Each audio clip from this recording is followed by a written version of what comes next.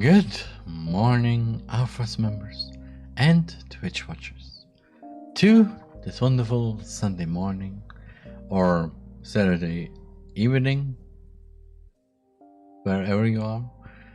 And yeah, welcome to our Relax Day, where we're gonna relax, chill, watch some videos, and just, well, relax. Yeah, this week has been a bit rough for me, I think. The reason for that is basically because, well, actually, on Monday I had a little collab with Taka, which was actually a bit cool. Then of course Tuesday, Minecraft collab. Wednesday was, well, let's just say in my job life it's getting a bit interesting, especially because next Wednesday actually I will have the continuation of a job interview, and I hope everything goes okay, because if not, then, well, fish, let's just say. Then Thursday, nothing interesting happened, and well, another little job interview happened, and on Friday, just a short talk with the train station for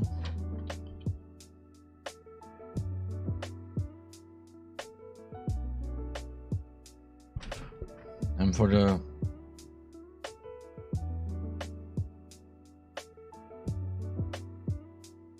Austrian Employment Service. that's the good English translation there, because yeah, I have to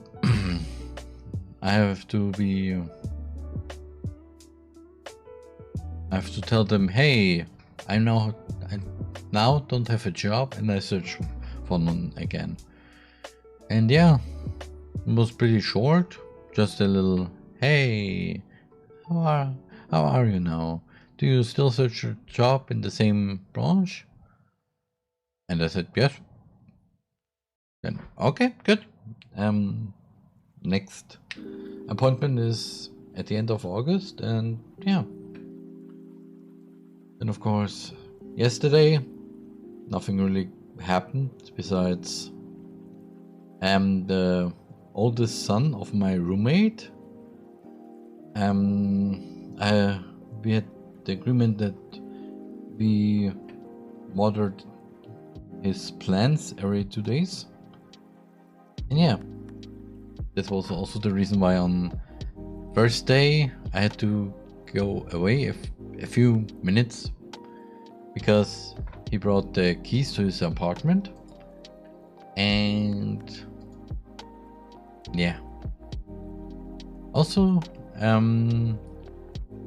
it seems that you liked my little pilot stream of how to German, and I think this means also that from now on, every Friday we're gonna learn a little bit of German. I'm gonna refresh my German, and you can learn a little bit of German. Especially because next week our Lex Day and our Force Day are in German. Like, because as I said on Twitter, if the Saturday stream is in English, then our Lex Day and our Force Day will be in German, and vice versa. So English Saturday stream, German Saturday stream, English our Lex Day and our Force Day. And yeah, that's basically it. Also, for the videos that we're gonna watch, I want to watch one particular video, one that was released not too long ago, and that technically fits what happened yesterday. Because oh boy, somebody just goes again on a rant. I think can be a rant, it can't. Can be a rant, or it can't be a rant. Not a raid. Yeah.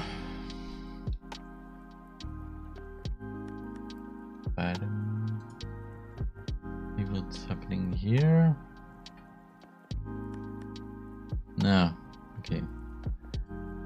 And for those few people that wonder why I, for example, am not on the Dokumi, because yesterday I posted a little tweet about other people going to the Dokumi or having the vacation, me sitting at home, waiting, because I don't know. Well, the reason for this is basically, yeah, I'm just sitting at home. I didn't bought tickets for the Dokumi, especially because I'm in Austria. The Dokumi is in Düsseldorf, in Germany, and I first of have to buy tickets to be at the Dokumi, but I also have to buy tickets to drive to the Dokumi, which is long. I have to literally go from Austria to... Okay.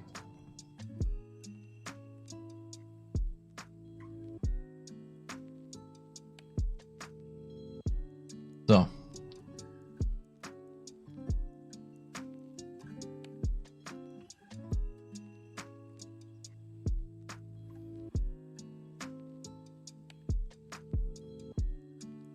Okay, what? 8 hours. An 8-hour drive.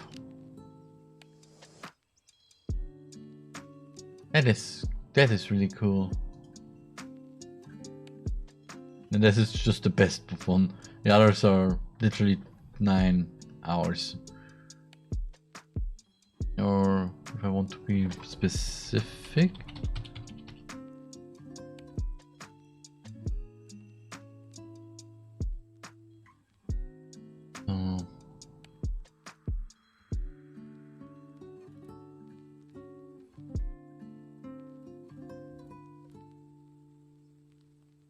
Okay. To be exactly, it will be either 8 hours and 54 minutes, or the latest would be 9 hours. And no, no, just no. And if I would take the train, it would be taking me 10 hours, 10 hours to drive there. Holy of a moly. And if I'm really one of the people who just want to walk there, I know it will be taking a long time. Also, it seems my PC just goes into... Excuse me, what? Okay.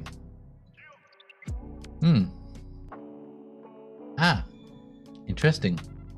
If I have to literally walk there, I have to take... It takes me 181 hours. Wow. That is a long road. I'm just using Google Maps right now, so... Yeah. Why do I have to go through the Czech Republic? Literally. When I have to use the bike. 54 hours. Okay, so yeah. And the best thing is probably flying. Would take me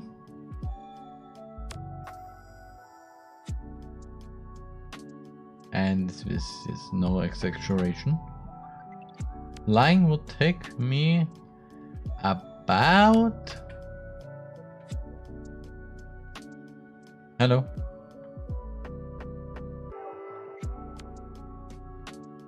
1 hour and 35 minutes if I have to use the non-stop version.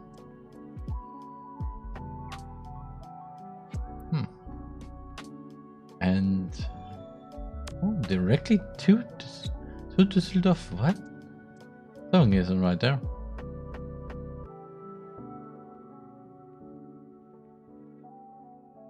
Okay, how much would it...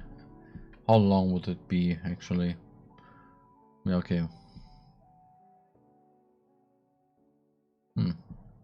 Okay, it will be a non-stop.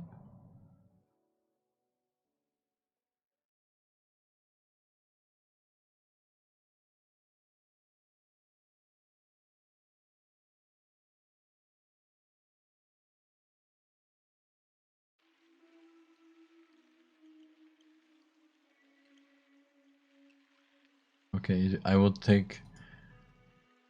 Will take me 1 hour and 30 minutes.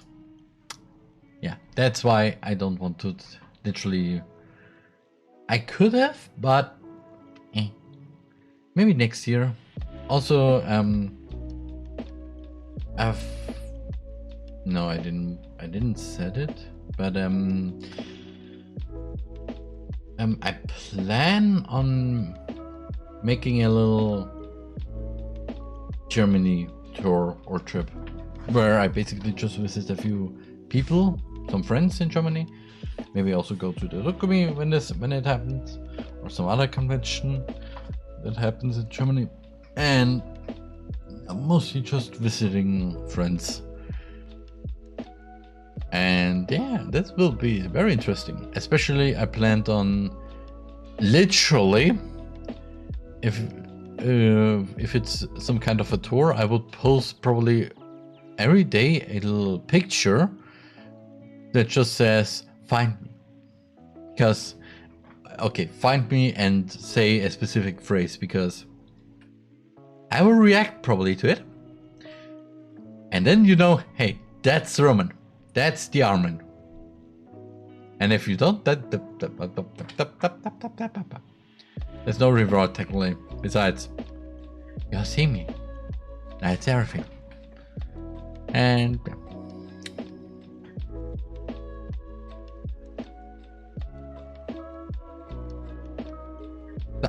tracking is good again. Yeah. So I think it's enough. I think that's enough.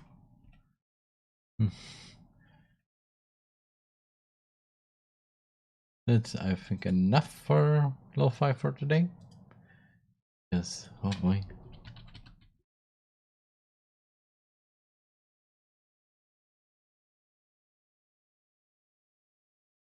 I didn't watch that video, but I'm interested.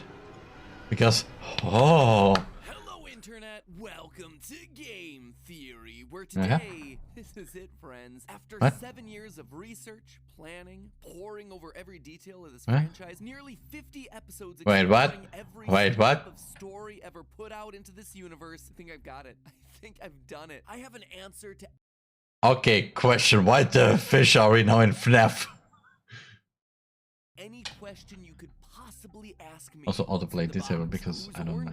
What is Mangle's gender? I even legitimately think that I have a timeline all figured out. This will be, without exaggeration, my final FNAF theory. So strap in. How the fish does this? But this is the moment that you've all been waiting for. The climax of our journey. Today we solve everything about Five Nights at Freddy's once and for all. No.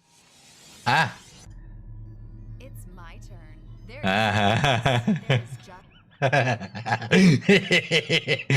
Nice trick there. Yeah, just Monica, just Monica, just Monica, just Monica, just Monica, just Monica, just Monica, just Monica. Enough Monica. That's enough Monica, okay? Roll intro. Nice! Especially with the glitch shot. Hi. Ah, yes. Aha. Hello. Yeah, just Monica. Internet, welcome to get Monica Theory. Monica, hit that subscribe button to make Monica happy. Okay. Matt, Pat. That's a bit. I know this is a bit Monica, but still, that's a bit too much Monica to me. And I like Monica. So, yeah. Happy, please. Speaking of, have you Hey, ever had the feeling that you exist in a virtual simulation of a school? Oh wait, that's No. like school for most people in the post-pandemic times. Anyway, for many of you, school might still be virtual, but our back-to-school merch is very back. If you want the world of dope down below, get them before the universe resets. He's connecting. If it wasn't obvious, today's episode has us diving back into the world of Doki Doki Literature Club, with Team Salvato recently releasing a new version of the game, Doki Doki Literature Club Plus, or as I like to call it, the DDLC DLC, with new mechanics, new look, and a brand new layer of mysteries to solve.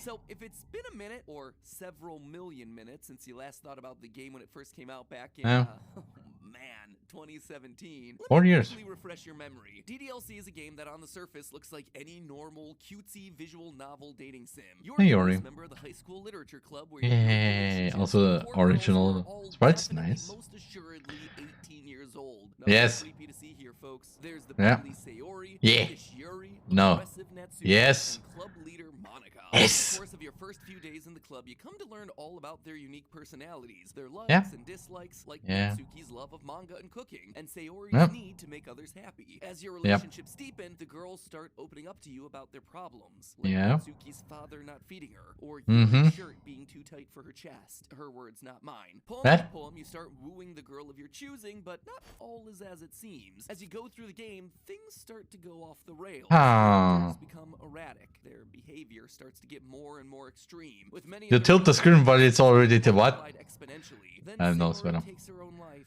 Hmm. Everything changes. Yeah. You reload the game only to find the code glitched beyond repair. She's gone. Even removed from the game's files, and no amount of saving and restarting can bring her back. One Yeah. by one, the other characters fall away until you're left alone with just Monica.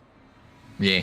Let's be honest, she was always the right choice all along, you know? Why would you choose to go with any of these other girls? Monica reveals that she'd somehow seen the truth, that she'd known this was a game all along because she'd been granted a higher level of access to the game's code. Her tampering with sliders in the background caused the other girls to die, just so she could be the one left with you. Everyone always asking who the best girl is, no one ever asking how the best girl is. So, how do you stop her? Well, beat her at her own game. You have to go into the files for the game and delete her character file, a technique that she's been using against all the others since the start. Now that alone would have been a pretty incredible game experience, a psychological horror title disguised as a visual novel where you have to alter the game's files. Yeah, I like this. Doki Doki Over the Top was that the story didn't end there. In a series of 2 episodes we did after the initial game's release, we dug deeper into the game's files, finding clues hidden throughout the various Nothing is poems and real. dialogue. We discovered files that could be converted to different formats, like PDFs and text files. We ran codes through basic. Okay, white PDFs. That's a new. I know you can do it, but I didn't. But I know for a fact that DDLC doesn't have anything to do with PDFs. Text files, okay. Pictures, okay. PDFs, what? 64 converters, ciphers, Yeah, base 64. binary This is also the reason why I instantly recognize. base 64. encryptors. We were inverting image files, wrapping them around cones. Yep. We even Hi. found a QR code that was hidden inside an audio file. That QR code led us to a website hinting at something called Project Libitina, an Yeah. experiment that was trying to train people to open their third eye. Yeah. Which we come to learn turns them into killing machines. Yep. And if that seems a bit random and disconnected, it's the exact story that's hinted at in Doki Doki's main game. Yep. Speak to Yuri about the book that she's been reading, The Portrait of Markov. Those videos are I like also to say it. It's not the portrait of Markov. It's the portrait of a Markov. still up, by the way, if you're interested in checking them out in more detail. Sorry. But now, they're all age-gated. Just goes to show how much has changed in the past 4 years. Anyway, it was Monica's character file that was the most interesting, hiding a note for us that suggested they all might come from a different game entirely. And then Monica rather than being the villain, would actually be the hero of any new sequel to come out of the series. Yeah. This isn't my only story, and I think everyone else has had the same kind of experience. Some kind of deja vu. I think you might be able to go back, or however you want to put it, to go back and tell them what's going to happen. If they knew ahead of time, they should be able to avoid it. If they remember their time with me in the other worlds, they should remember what I tell them. This is my story. It's time to be an effing hero. 2018. She's trying to save the rest of the girls from whatever fate 2018. That was just random there. in Project Libitina, with the last point of her message saying 2018, and then nothing happened. Yep. 2018 came and went, and so did 2019 and 2020. But now we have DDLC Plus, which, well, isn't the game that we were expecting for the past 3 years, but does have a lot more in it. Stuff that confirms some. Also, I hated that the physical release is delayed to September. I have to wait for my poem now. Some of what we've theorized about. I have to wait for my poem for 4 more months. Because, let me tell you, it will no, 2 months. Because probably it will be there here in Australia in October, probably. The terrifying alternate world of Project Libitina and suggests that Monica may have just been able to escape. Wait, so what? Let's stop reminiscing about the past and jump into the game, shall we? Yep. Does the Plus add to the original game? Well, when you open up A the lot. game, you're welcomed by a desktop. Yeah, this is the big new addition here, friends. At first, I was underwhelmed. I mean, it's been over 3 years, but I also understand why it's here. The original game was so popular that they wanted to bring it to the mainstream market, i.e. consoles, but you can't just open a game file and delete entities on a console like you can on a PC. Shout out to the PC Master Race. So this in-game desktop seems to be the best way to allow for the original file-altering experience. Yeah. But dear theorists, there's also so much more here. So much more. The first feature that stands out on the desktop of DDLC Plus are the side stories. These unlock as you complete poems for specific characters throughout the main DLC. But again, something is a bit off. Don't get me wrong, they're similar enough to the original game. Visual novels watching the girls we know in what seems to be a prequel to the events of DDLC. We watch as they form the literature club, develop friendships, but there are a few things that stand out. First, we, the player, aren't in the game anymore. We just watch the stories unfold with no interaction or choice. They're just that, they're visual novels. Secondly, Monica isn't acting in the way that we're used to. Instead, she seems to be normal. She isn't the confident leader that we're used to. Instead, she's insecure, shy, even a little neurotic. And she's definitely not acknowledging anything outside of the world that she exists in. What's also intriguing is that when you enter the side story menu, you're met with this line of text. The side stories are stories of friendship that are unrelated to the events of the main game. It's weird, right? Why would it be so important for these to be kept separate from the main story, especially when it seems like they're meant to be a prequel? There's something more than meets the eye going on here. More than the third eye. Shut. Right? It's a third eye Latina joke. No, nobody. Okay, moved on. Elsewhere on the desktop, we have access to emails and files written by employees of a company named Metaverse Yeah, that I don't get.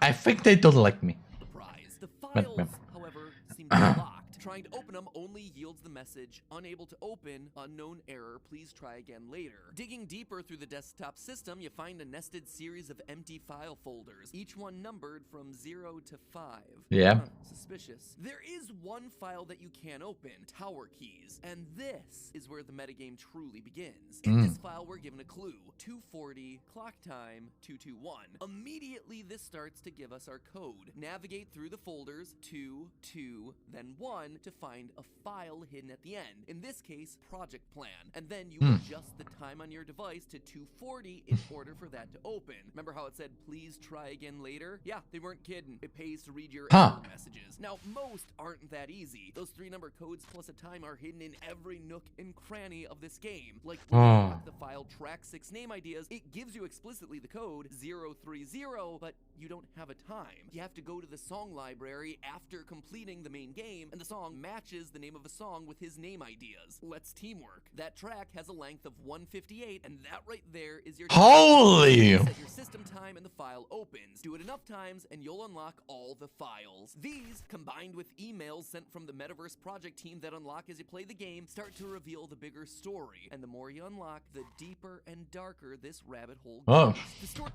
I have to do a lot there. Oh my god. Let me tell you, because I will definitely do that. Well, I have to look up at the on a group of people working for Metaverse Enterprises. Yeah. Ro, Ravi, Lib, and also, funny enough, that company exists, sadly. So, yeah. Don't expect to have any connection, hopefully. and Paula, who, Please. based on information in multiple files, seems to be maintaining a side project in order to save their jobs. In the file ddlc.txt, we learn their team name. Quote, I want a cool team name. Something like Team Salvation? Team Salvation, or how about Team Salvato? Seems like real world game makers may have just actually become a part of the game's like Scott Coffin being part of the FNAF lore. But the funny thing is, it seems like all of us might have wound up as part of the game's lore. You see, throughout all of these emails, we get hints that the universe this design team lives in, which also happens to be our universe, may actually be a simulation. From that same DDLC doc, quote, learn through the existential crises of others how to cope with your own simulated universe. And again, a different file, this time called Project Plan, create human-readable version of Fabric benchmark results, suggesting we live in a simulated universe. So it seems like the team's plan is to create a series of simulated worlds with characters that they can watch to learn what people do when they're in a simulation in order to identify whether or not they themselves live in a simulation. Simulations, they're creating VMs, or virtual machines. And the description for the first of these, VM1, should sound a bit familiar. Quote, a small-scale simulation with literature assets for easy data collection, 4 entities, characters, and a small physical space. It's our Doki Doki crew, which means that we were right. Monica is an AI. Technically, all the girls are. But we also learn how Monica got her powers. In that same project plan file, it explicitly talks about observing the effects of elevated access knowledge of simulation. What this tells us is that basically the Team Salvato crew gave one of their simulated characters, Monica, the knowledge that she's in a simulation to see what she does with it, what motivates her, what it does to her psyche. However, what is an experiment without a control group? Remember all those odd things I said about the side stories in the game? How there's no player character, how it's not connected to the main story, how Monica seems normal? Well, that is our control group, another iteration of the VM1 simulation where Monica doesn't discover her powers. There are a couple of emails and text files that help us prove this. The first, meeting notes 2.txt, mentions the following. Clone VM1, same elevated access, but prevent the entity from discovering it. The entity, obviously being Monica. Meeting notes 3 also confirms the side stories to be the control group, stating, quote, snapshot slightly earlier in time, compare end control sim to start of VM1, which lines up perfectly with the side stories ending with the creation of the literature club before the start of the main game in DDLC. And if that wasn't enough evidence for you, Rhea, another member of the team, outright tells us in the email side stories, quote again, just to clarify, all the recordings labeled side stories are part of the controlled simulation, right? And again, in this same email, we once again get a reference to the unreality of their own world. Scrolling down a bit further, so if I'm keeping track, we have what, like 5 different universes in total, with 3 or 4 of them created and then destroyed by Monica, of course. It's funny because I keep wanting to speculate on which one is the real universe, but in reality, they all are. As real as ours is anyway. But what about the player? Why are we not a part of that control group? The absence of a player seems odd, even to the team. Quote from the email character discrepancy. Having run the control simulation for a while, it's evident that a certain character is missing from any mention or appearance. This makes me speculate that Monica's meddling is less clumsy than we think, because she would have had to manufacture this character herself as a way of forcing interaction between her and the user. Once you get this email, you unlock a concept drawing in the gallery for none other than the player character, Monica. Hold up a minute. I didn't get that email. I never got the email. Okay, I have to literally now go to the game and I have to find it. I'm sorry, but this is now. Oh, hi. Hi, Anya. How are you? Well, I'm good. I'm just learned something that is maybe interesting because because I have to look up my own game of DDLC Plus, and yeah, I just want to know because I know I have that the Protec picture, and yeah, why do I have it but not seen the mail? Maybe because I already got the mail, right? Okay.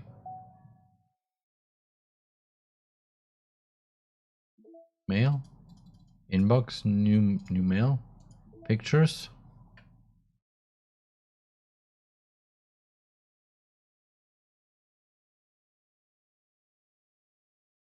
Nope. Okay, I'm an idiot. I'm an idiot. I didn't had I didn't had the continuing. Created the player character. Note, I'm not saying the player, just the character that the player controls. This is why we aren't playing the side stories. With her elevated access hidden, Monica doesn't create a player character. She doesn't need it. She isn't aware of everything that's going on, and so she doesn't need to interact with any sort of user. Speaking of Monica, we learn in this new content where her name comes from. Once you unlock the email, let's move on, we get ourselves a fuller picture. Quote, we need to have a meeting about shifting our focus a little bit. We've reset VM1 how many times now? A lot. We've obviously gotten spoiled by the ease of access that VM1 offers us, but it's just unrealistic for someone in real life to be granted a level of elevation even close to monitor kernel access. Monitor kernel access. Monica. But what's interesting is that after so many resets and experiments, they've come to realize that the permissions they've granted Monica are too high. You can write in English or German, doesn't matter. Both are okay. She doesn't just suspect that she's in a simulation, she knows and can manipulate it. That level of knowledge just doesn't happen unless you meet Lawrence Fishburne and swallow a red pill. It's at this point that the Metaverse team starts to shift their focus over to VM2, Project Libitina. Yep, that is still very much a thing here in all its dark psychological horror glory, and we're going to talk about that later, but I'm still not done with what VM1 and the Literature Club have to teach us. Or should I say Monica isn't done with us. You see, we just talked about how Monica created the player character. Or at least the placeholder for him, in order to interact with us, the user. But why would she want to do that? Well, she wants to save her friends. She told us as much in that hidden message from her character file. Everyone else is dead, but I know that this isn't my only story. I can see that now, really clearly. If they know ahead of time, then they should be able to avoid it. Plus, our theory that Monica shares memories with the Monica from the other game, or to use this new game's terminology, the other virtual machine VM2, is confirmed in an email from DDLC+. Quote, has anyone evaluated the side effects that might be caused by sharing a memory pool between multiple VMs rather than allocating them separately? I'm looking at some of the files VM1 is generating, and I'm finding some information that definitely shouldn't be there. My best guess is that memory being freed from VM2 isn't getting zeroed out, which technically gives VM1 access to it. So Monica is able to see into VM2, seeing the horrors that befall her friends over in the Project Libitina simulation, and she wants to help them, but how do you do that when you're trapped in a video game? Well, you break out of the game. Ladies and gentlemen, I believe that Monica is pulling a William Afton glitch trap move and has hijacked someone's body to do it. But she's not focused on us. She's using a member of Team Salvato, Senior Engineer Ive Laster. That whole scene found hidden in her character file. Who are you? I can't see you, but I know you're there. Yeah, you can definitely hear me. You've been watching for a while now, right? It's time to be a hero. Both of us. That's not to us. It's to him, Ive. How do I know? Let's look a bit closer at Ive. Ive is an interesting character throughout the files that the new game gives us. We've seen a few emails from him as well as seeing him mentioned in a few meeting notes. His writing style is casual. He uses phrases like OMG and types things like ha ha ha. Other Team Salvato members mention that Ive makes meetings go on for too long. He also seems to be obsessed with interacting with the VM1 simulation. Obsessed with making it into a game. Quote from Windows 2, playable equals observable form, not a game. Stay focused, Ive, which leads Ive to write the note track 6 name ideas where he calls it Operation Not a Game. So that all gives us an idea of his personality and his writing style, which is why I believe he's the writer of the DDLC.txt file that talks about turning VM1 into a video game. Notice all the extra punctuation, the want for things to be fun and cool, and of course the signature, ha ha ha. But what does any of this have to do with Monica? Well, it seems like a random tangent, except when you look at Meeting Notes 3. Obviously, Meeting Notes 3 comes after 1 and 2, so comes later in the timeline. But it has a few things that felt odd to me. Quote, fifth entity in VM1, not part of original genetic model, not present in data dumps, very bizarre. Ive is less talkative today. Meeting ending on time? 12:55, OMG. Obviously, the mention of the time is another clue to the file puzzles, but the fact that they ended on time because Ive was less talkative was a detail that grabbed my attention. People, of course, have off days, so maybe it was nothing. But it feels out of character. Plus, that other line about there being a fifth entity within the system that's never been present feels weird. We know it's not the player character that Monica created because Team Salvato is all aware of his presence inside the simulation. So who then is it? And the weirdness continues. The first email that you unlock, but the one that comes last in the timeline, if you actually look at the dates, is an email from Ive with the subject line, "Have a nice weekend." It reads, "I'm on leave the rest of the week. Contact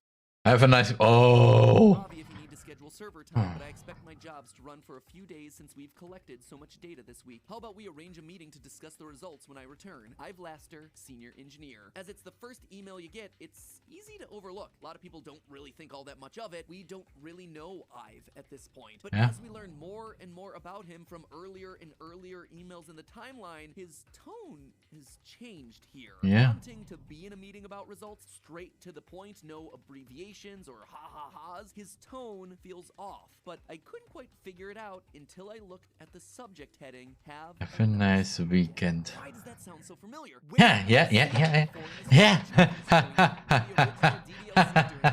When you spend the weekend after Yuri made Swiss cheese out of her stomach, you find a file in the games folder called Have a nice weekend. Have a nice weekend. Exactly the same as the email subject from Ive, even down to the exclamation point. That file, by the way, is a text string encoded first in base 64 and also by a Visionaire cipher with the key Libitina. Again, the simulation's crossing over, sharing memory with Monica as the one who's able to access it all. This, to me, could only mean one thing. Monica has pulled a William Afton. She's managed to swap her consciousness with Ive. Think about it. We know Monica has a very sensible, mature writing style based on her poems, so it would make sense that she wrote it, trying to blend in, as well as why Ive might suddenly be so quiet in a meeting. Monica doesn't want to draw attention to herself. It also explains that mysterious fifth entity in the last snapshot of VM1, which nobody can explain. It's Ive. He's trapped in the game thanks to his own hubris. He wanted so desperately for his experiment to be fun, to make it into a game, and when he saw that Monica had made a character for him to assume, he started playing, only to experience the horrors that we did, but his fate was much worse than ours.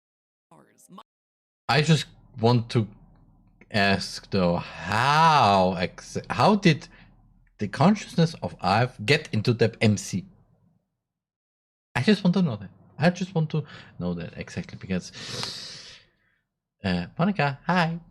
Monica's note hidden in her character file, I believe, is directed specifically at Ive, thanking him for all the help that he's given her so far, talking to him about how they need to work together to save everyone else. But by work together, she means using his body to exit the simulation and help her friends over in VM2 from the outside. In other words, Monica has escaped. And if that weren't enough, there's yet another entity that we have to be on the lookout for, one coming from the other side, Project Libitina, an entity named Marla. But more on her and the horrific experiments that are happening over on VM2 next time. And don't forget, you can still grab that new game theory. Damn it.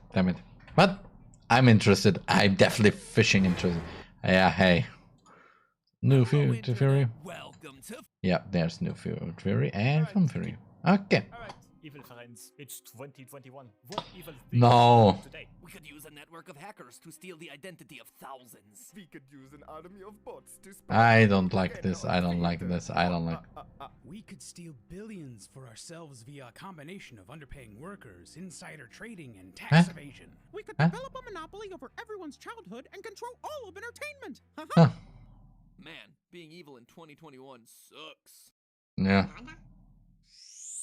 Hello, Internet! Welcome to Film Theory, a show that cares about the really important issues, preparing humanity for the minion apocalypse. Right about now, you're probably wondering why I would want to kill the minions. On the surface, these adorable little henchmen who made their first appearance in the 2010 film Despicable Me have taken the world by storm with their cuteness, unique language, and obsession with overalls. Seems like the worst they could do is just annoy parents forced by their kids to watch the antics of these little yellow silos on repeat. Over, over, and over, and over again. Banana? But today's episode isn't just about Why preserving the banana? sanity of every parent out there watching, though you are welcome for that. No, it's about preventing an extinction-level event. Think Mad Max Fury Road, but instead of riding flaming cars, you got a bunch of little yellow Tic Tacs riding around monster banana trucks. For those of you who are light on the lore, the stated purpose of a minion is to help in the creation of evil. They're all different, but they all share the same goal.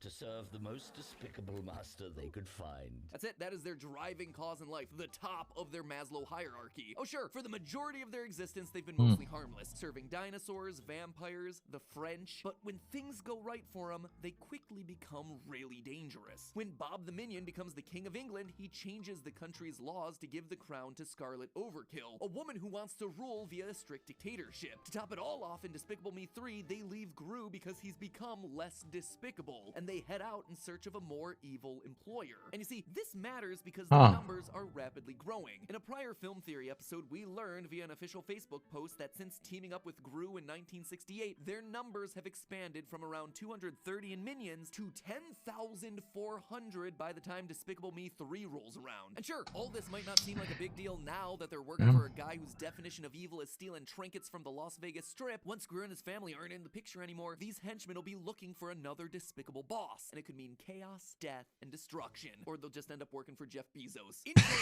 these things are ticking time bombs that are essentially immortal, indestructible, and crave evil, which is why the world needs a plan on how to stop them before they potentially kill billions. So today, as we prep for the eventual, nay, dare I say, the inevitable Minion Wars, I'm gonna investigate these creatures to find their weaknesses so we can exploit them. Now, this at first might seem like it's an easy task, right? Like, how tough could a little yellow Tic Tac be? But when you look across all their movies and all their related media, the answer is that they're practically indestructible. Cold temperatures, for instance, do not affect them. In the first Despicable Me, a minion floats off into space and doesn't freeze to death, in a place where temperatures can reach minus 455 degrees Fahrenheit, as minus 270 Celsius. That scene also shows us that they don't need oxygen, since there's no air in space. Humans, meanwhile, would be dead in about a minute in space, so the fact that it's kicking around there for the better part of a week is mind-boggling. Speaking of biological needs, they don't appear to require all that much food. Yeah, they'll crush bananas and ice cream into their faces occasionally, and very rarely do they show signs of hunger, but judging from the fact that in the movie Minions, we see them survive in an ice cave from the time of the French Revolution in 1789, all the way until the year they meet Gru in 1968, that is 179 years without food, starving them to death isn't going to be a viable option. It's entirely possible that, like other long-living creatures such as tortoises, they can slow down their metabolism to keep themselves alive in adverse conditions or during hibernation. So if metabolic processes don't really offer us a viable solution, what about the good old-fashioned ultra-violence? Nope, these things are impossibly durable. In the competition short on the Minions Blu-ray, 2 minions survive a 25-second fall that's followed by 2 large missiles exploding. After checking out a free fall calculator for a loose calculation, that's about a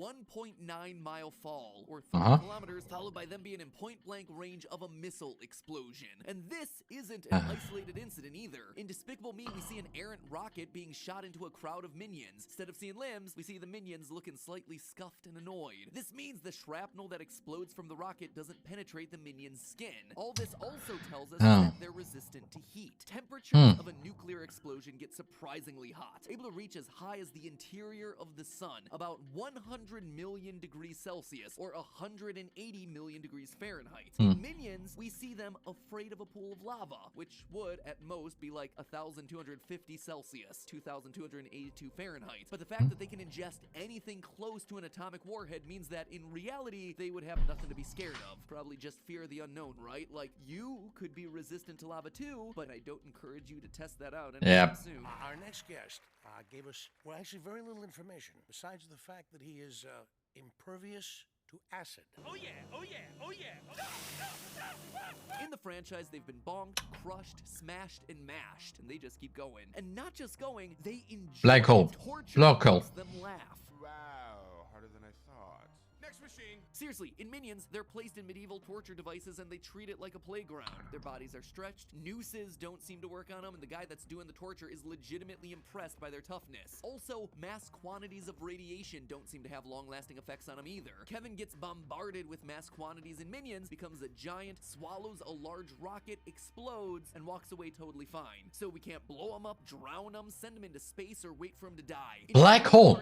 Black hole. They seem to be completely indestructible. So what do? How does humanity fight back against these adorable little yellow marshmallows? Now, this might sound Black crazy, hole. but I think it all boils down to lobster. Now, follow me on this. In Despicable Me 2, the film's main antagonist, El Macho, manages to kidnap thousands of minions. And what's he do with them? He alters their DNA with a mutagen that turns them into ravaging monsters. This implies that the minions have DNA that we can exploit, and that isn't our only evidence. In the Orientation Day short film, we see that the minion clones all come from a sample of minion DNA. DNA is their weakness, their one and only weakness. So if we attack the DNA, we attack the minion, which then merits the question, how do we attack the DNA? Well, any creature that has a chance of surviving as much torture as the minions do for as long as they do must have good repair enzymes to prevent their DNA from degrading. And that is where the lobsters come in. You see, lobsters and minions actually have a surprising amount in common. Just like a minion, the American lobster can live for over 100 years. Lobsters have an incredible ability to regenerate and are capable of even regrowing claws. They can survive outside of the water for weeks, and when put in cold water, lobsters slow their metabolism so they don't have to eat for months. Both have evolved from the ocean. They've been around for millions of years. Man, maybe we should title this video Minions Are Lobsters. You know what? If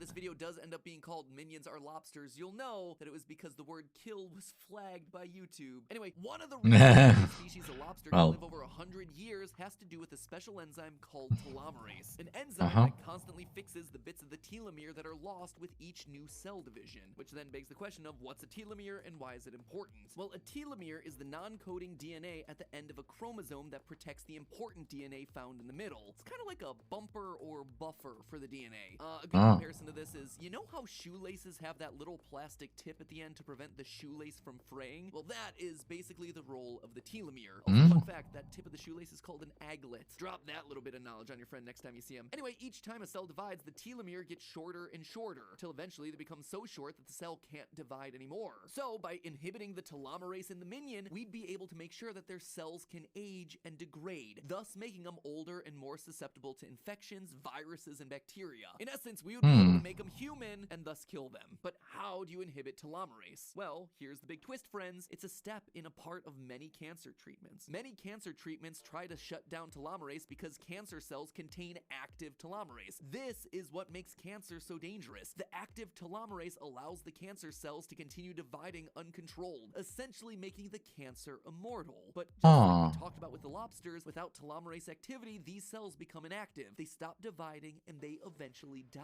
Now, when it comes to humans, one of the biggest issues with these sorts of cancer treatments is the worry of side effects on the body. Since we're actively trying to bump off the minions, unhealthy side effects just make the job easier. We want to make the minions weaker and disrupt their wound healing and ability to fight infection. So killing off telomerase in the body is exactly what we're looking for. More good news for us minion hunters is that back in 2010, the Harvard Gazette announced that, quote, they achieved the milestone in aging science by engineering mice with a controllable telomerase gene. The researchers bred mice without telomerases, and this led to premature aging. They then reactivated the telomerase, and the work showed a dramatic reversal of the many aspects of aging, including reversal of brain disease and infertility. The fact that scientists are out there engineering animals with telomerase genes that you can flip on and off like a light switch tells us that inhibiting telomerase is possible. In fact, according to Science Daily, scientists as recently as 2018 have made great strides on exactly this, discovering how to shut off telomerase using other enzymes that it tends to work with. This, in turn, opens up a new opportunity to indirectly block telomerase. All of this research and more has resulted in the human telomerase reverse transcriptase-derived vaccine, a very long-winded way of saying we shoot a needle into you and we start shutting the telomerase down. This also would presumably work in the world of Despicable Me. If engineered mutagens like El Macho's PX41 can alter the genetics of any living creature, then a vaccine or injection can most certainly inhibit the telomerase of our immortal little minions. Speaking of vaccines, it's worth noting that whatever we created would need to be injected into the minion. Why? Well, in Panic in the Mailroom, a short film about the minions who work in Gru's mailroom, a minion swallows some of the PX41 and becomes a purple ravaging monster. However, the rampage comes to a halt when the minion spits out the PX-41 and goes back to normal. So it's gotta get into their system and stay in there somehow. Luckily, we know thanks to the home makeover short film that pins can penetrate minion bodies, so those little yellow dudes better be on the watch out for any stray needles headed their way. So there you have it, friends. How to kill off the unkillable, yellow-skinned, overall-clad monster. It's not about subjecting them to extreme hot or cold, cutting them off from air or food, or confronting them with guns and bombs. It's about taking the fight to their very cells to bring down their deadliest superpower of all, regenerating DNA. Which, come to think of it, in an ironic twist, the most despicable thing that Gru has ever done is withhold their genetic secret from the world. Scientists have been trying to crack the answer to immortality and telomerase for decades, and apparently it's been sitting in Gru's underground bunker for the better part of 60 years. And that, my friends, is the definitive way to kill a minion. I suppose you could also go the route of, you know, making sure that their new movies flop, but considering that this is a franchise where 4 films have grossed a little over $3.7 billion at the worldwide box office, pretty sure Illumination Entertainment ain't gonna be killing off the franchise anytime soon. Yeah. But hey, That's just a theory. Film theory. And cut. And with that, I'll take a little break, so see you in a few minutes again.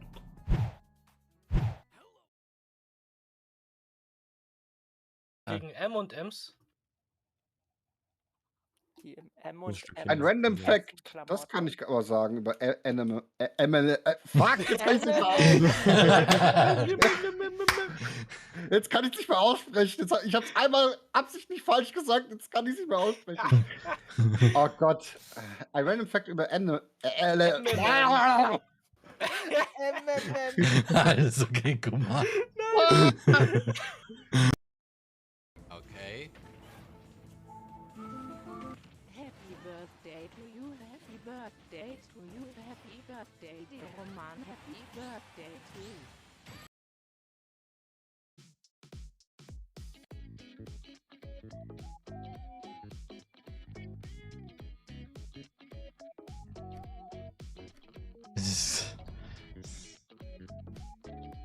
Yeah, it's also a VTuber. Ow! Ouch! Ouch! Yeah, that was mountain. Only, I have literally a lot of songs planned. Not a lot, but a few. A lot. Right? So, a little bit of stretching for security reasons because, please don't clip this. Please don't clip this sound. And we recorded the musical video with Monica's lyrics and Netsky's flute solo. You want to say that this is goddamn Netsky right now? At the same time, with this goddamn timing, like, Der sein Anwalt kennt Kiosk schon sehr gut, der zieht das durch. Der Anwalt so, ja komm, alles easy, mach das.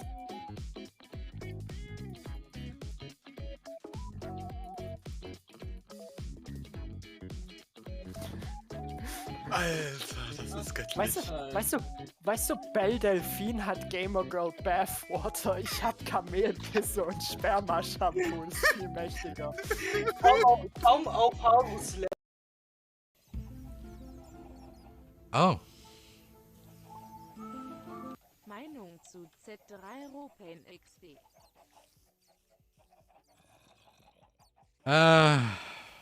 My opinion on him. I don't have one. That's all. Jo, Roman hat deine Mom früher auch immer gesagt, ihr sollt viel trinken, Roman, du hast dir das Herzen genommen und bist jetzt ständig am Trinken, nimm dir ein Beispiel daran, mach die Gläser voll und dann will Roman, dass ihr alle mitsingt. Selena. Or Zero Pain. Or Pain.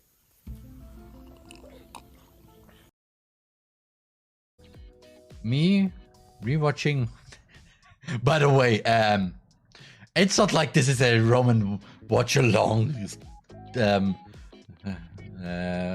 thing here. No. This is not a what? How do we call this? How do those people call this again? This is an inception, a reception of a reception. First is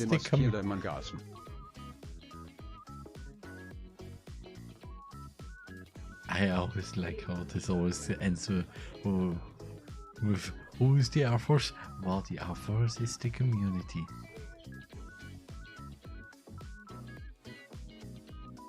And it's not nothing with with military. Just saying. Yeah.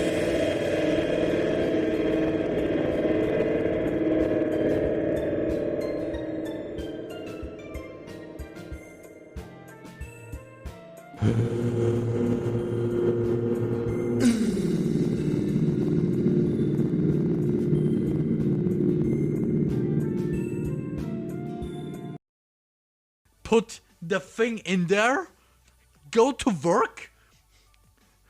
Then if I say, oh, it's the shift is, I go home soon. Then I just activate the microwave, and on the way home, the food is warm, finished. And no, Pikachu. And he died. Really, Pikachu. Viel Eisen im Blut und währenddessen sitze ich da. Ich will doch nur nach Norden. Do you see that? Do you fishing see that, Selena? I got the mother fishing diamond. I got the mother fishing diamond. Out of a month where you are literally standing on a tree and you should expand your. Viva Las Vegas. Das ist meine einzige Einnahmequelle. Wehe, jemand kauft es. Oder sonst muss ich jemanden hauen.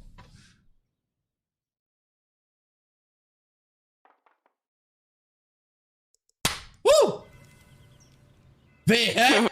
Wehe! Dummy! Wehe! Nein! Ich weiß sonst nicht, ich hab kein Geld,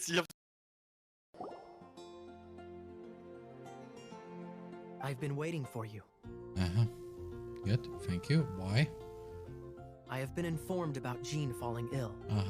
On behalf of all of the Knights of Favonius, allow me to express my sincere gratitude for your assistance. I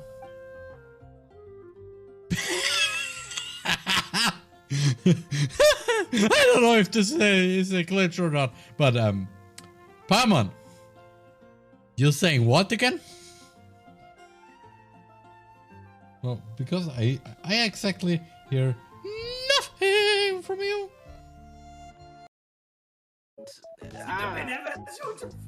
Das wollte ich gerade auffangen, was? Es gibt eine Männerversion von. Ich crafte mir Beton, Tong. Ja, diese Schöne. Da hab ich ja was angerichtet. Ich crafte mir Beton, Tong. Außerdem waren das keine Hengste, die das im Video waren, sondern irgendwelche fetten. And I'm back. So, let's continue with Food Theory. Hello, Internet. I've eaten Taco Bell non-stop for the... excuse me. Oh. For the last what? Okay, I'm back, friends. So, I've eaten nothing but Taco Bell for the... sorry. Sorry, hold on a sec. Can you hear me if I shout? Yeah. Random sound. I don't know what random sound that was, but okay. But hey, Goku, how's it going?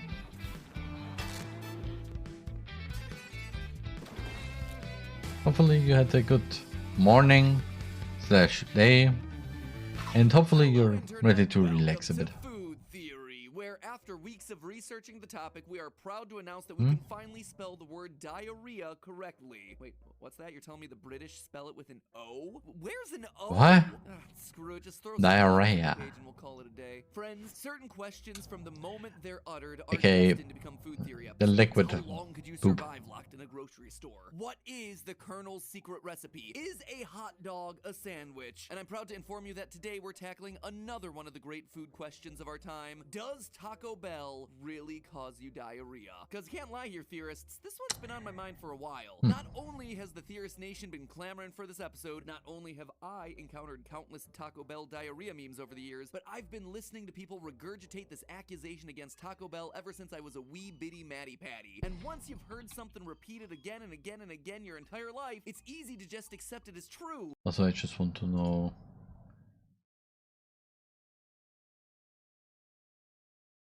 Oh.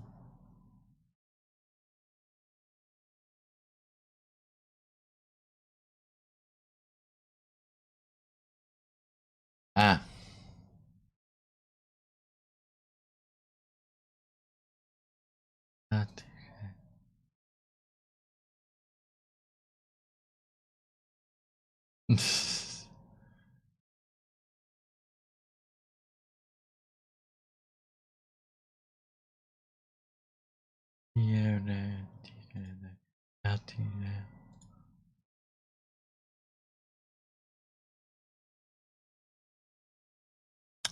Yeah.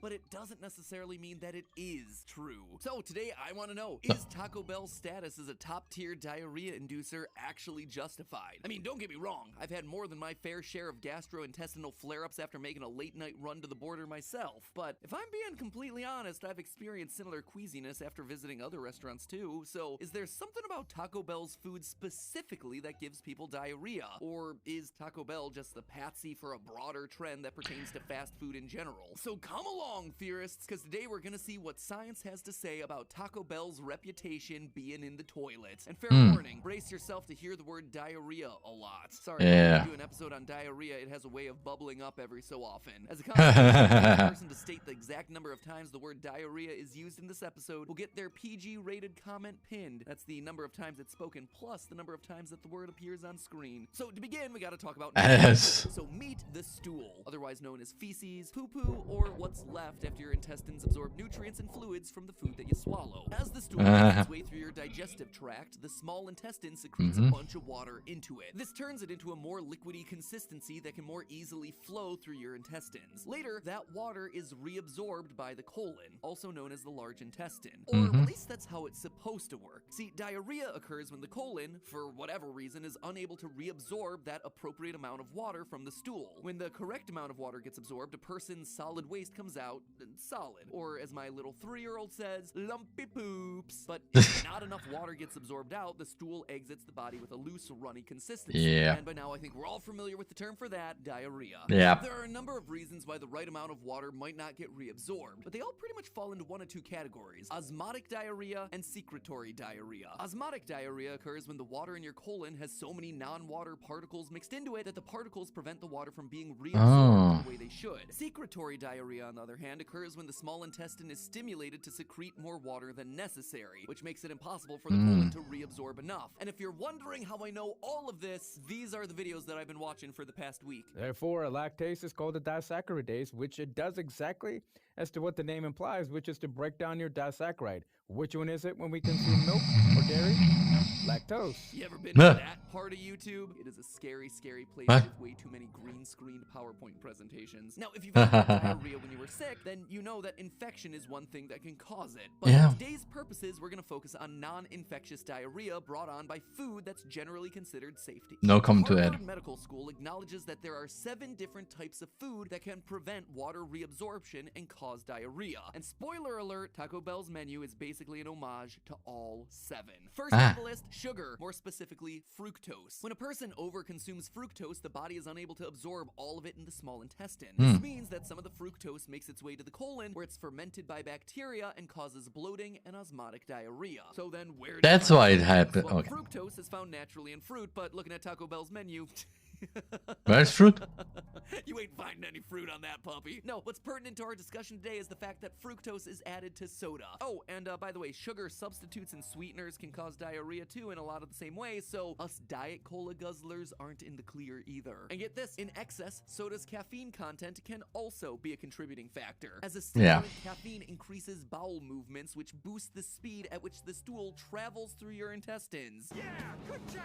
Plus, caffeine stimulates the small intestine to secrete more water into the stool. So basically, if you ingest too much caffeine, your colon is forced to absorb more water in less time. And if your colon isn't up to the task, well, you might find yourself saying ka-chow as you race Lightning McQueen style to the nearest bathroom. So right off the bat, we see that this is pretty damning for Taco Bell. Its sodas alone are enough to cause diarrhea, and we haven't even started talking about the actual food. And that's more bad news for Taco Bell because the next diarrhea causers on our list are fried and fatty foods. Now, to the surprise of absolutely no one, Taco Bell is more than a few items on its menu that fit the bill. The USDA dietary guidelines currently recommend that no more than 10% of your daily calories come from saturated fats. For people on a 2,000 calorie per day diet, that translates to no more than 22 grams of saturated fats a day. According to the nutritional info on Taco Bell's own site, there are 27 individual items on the menu with 10 grams of saturated fat or more. Keep in mind, that's just talking about individual items. If you're like me and you get a combo, maybe an extra item from the value menu, you can easily max out your daily recommended saturated fat intake on a simple trip through the drive-thru. And if you're among the millions of people who have difficulty digesting dairy products due to lactose malabsorption, or have difficulty digesting wheat, rye, and barley products due to celiac disease, a Mexican-inspired menu like Taco Bell's is an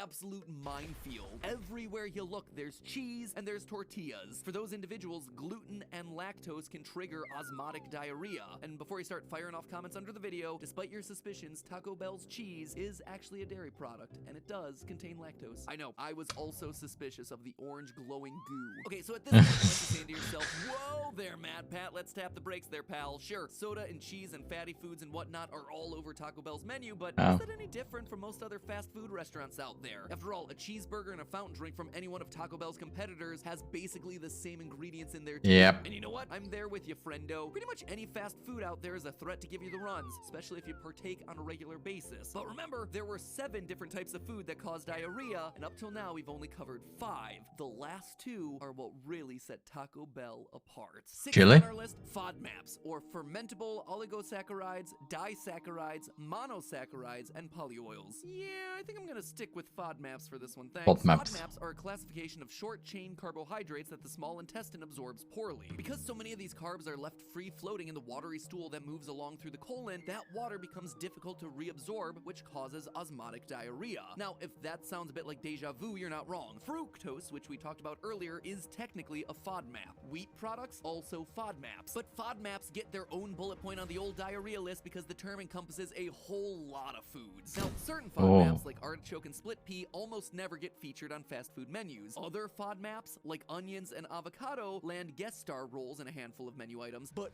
beans are the FODMAP that truly make Taco Bell stand out from its burger-serving competitors. And I don't like beans. Aren't just a topping or an afterthought on the Taco Bell menu. Beans are the basis of many Taco Bell menu items, from the bean burrito to the black bean crunch wrap supreme to the power menu bowl to the Baja diarrhea butt blast. Thank you for the follow and welcome to the Air Force. Thank you, Anya, and thank you, Manolia, for free for the follow. Welcome to the chill stream with some diarrhea. About capsaicin and past food theory episodes, but one thing that we didn't get into is how capsaicin, the molecule that gives spice to peppers, can irritate your stomach lining and cause, say it with me, diarrhea. See, the pain receptors that sense pain, and that's why I don't like spicy food. I don't like beans, I don't like spicy food, and that's why. Spice in your mouth are called TRPV1 receptors, and the capsaicin molecule binds to them. But TRPV1 receptors aren't only located in your mouth. As anyone who's had a particularly spicy burrito can attest, those pain receptors are located all the way through the digestive tract, from the very beginning to the fiery hot. So when the TRPV1 receptors in your intestines start getting activated by spicy food, they tell your intestines to move that painful stool along faster as a defense mechanism. This means that your Crunchwrap Supreme stream zips through your colon faster than usual, which means there's not enough time to reabsorb the water from the stool before it bursts forth your body like some kind of Diablo sauce lava geyser. So, are the Taco Bell diarrhea memes justified? Well, the science tells us Taco Bell is a perfect 7 for 7 when it comes to our diarrhea-inducing checklist. You could even say that Taco Bell not only runs to the border, it runs in a lot of places. My go-to Taco Bell order, the medium burrito supreme combo, has it all in spades. Sugar, caffeine, fried and fatty foods, lactose, gluten, FODMAPs, spicy food. So what does this mean for our fast food diarrhea tier list? It means that of the top 20 largest fast food chains worldwide, Taco Bell, with its intentionally spicy, loosely Mexican-inspired cuisine, is indeed a league of its own. Yes, theorists, after careful consideration, I'm putting Taco Bell alone at S tier. And every other restaurant with high fructose items on the menu can go ahead and cram themselves into the A tier. Now, to be fair, it is possible to get a meal at Taco Bell without putting yourself at severe risk of diarrhea. You just have to be real deliberate about what you order. Of the combos offered at my local Taco Bell, the 3 taco combo carries probably the lowest risk of giving you diarrhea. There are no beans, and if you go with chicken, you wind up with only, and yes, I am putting air quotes around that word, only 7.5 grams of saturated fat for the entire meal. If you order a water instead of a soda, lay off the hot sauce and brush off some of the cheese sprinkled on top, then congratulations, you've effectively sidestepped most of the diarrhea checklist. Now, I gotta admit, I'm pretty satisfied with what science says about Taco Bell and diarrhea, but I'm not fully satisfied. That's right, I'm not ready to call it a crunch wrap on today's episode. What I want you guys to know is that I'm currently preparing myself mentally and physically for a follow-up episode where I put Taco Bell and its fast food competitors to the test in real life. I'm also curious to compare Taco Bell's diarrhea-ness against the diarrhea-ness of actual traditional Mexican cuisine. Given that soda's a huge factor, Mexican Coca-Cola, anyone? Before I can actually do that episode, Mexican Coke, my what? personal and work calendars situated in case I go down for the count for a few days, or weeks, or months. Anyway, if the Taco Bell Border Blast Challenge sounds like the kind of torture you want to see me put myself through, let me know down in the comments. Not 100% sure that's what I want to call it either, so I'm accepting suggestions down in the comments too. Man, there are a lot of comment prompts in this episode, huh? Food Theory Lurkers, this is your chance to step out into the light and make your voice get heard. And that potential episode is not even the biggest news I have for you today, theorists. Oh no, not by a long shot. Friends, it gives me tremendous satisfaction to announce the sponsor of today's episode. Is this about the sponsor? Yeah, there is this about the sponsor. Crap up. Crap up in the Taco Bell episode. Why not in the crap up episodes? Anyway, how's Linus doing? Does he have something? What's that? This is a Nuck, and kind of a large one. But at what point is a Nuck no longer a Nuck? Well, this is the Beast Canyon Nuck, and Intel has given us room for a full-blown 12-inch GPU in here. But is it small enough to be a Nuck, or should you just have built your own small form factor computer? We'll see, but not until I build a segue to our sponsor. I've always had a soft spot for these, and this one is no exception. Meet the Beast Canyon. Sure, the 8-liter chassis is bigger than a four-dan case, but Intel has used it to cram some truly impressive hardware in here. The one we've got here has an i9 11900KB, basically a jacked up 10nm laptop CPU with 8 cores and a juicy 5.3 GHz turbo, as well as 32 GB of RAM, half a terabyte of storage, a teeny tiny 650 watt power supply, and an RTX 3060. That's pretty impressive. Yeah. If it's so big, yeah, can we call it a Nuck? Well, instead of calling the motherboard a motherboard, Intel called it the compute element, and in fairness, it is quite a bit different than your average motherboard. Basically, everything needed to run the computer, so CPU, RAM, storage, and even cooling, is taken care of by this tiny little box. It plugs into the baseboard, which allows you to connect other things to a PCIe connector, like our RTX 3060.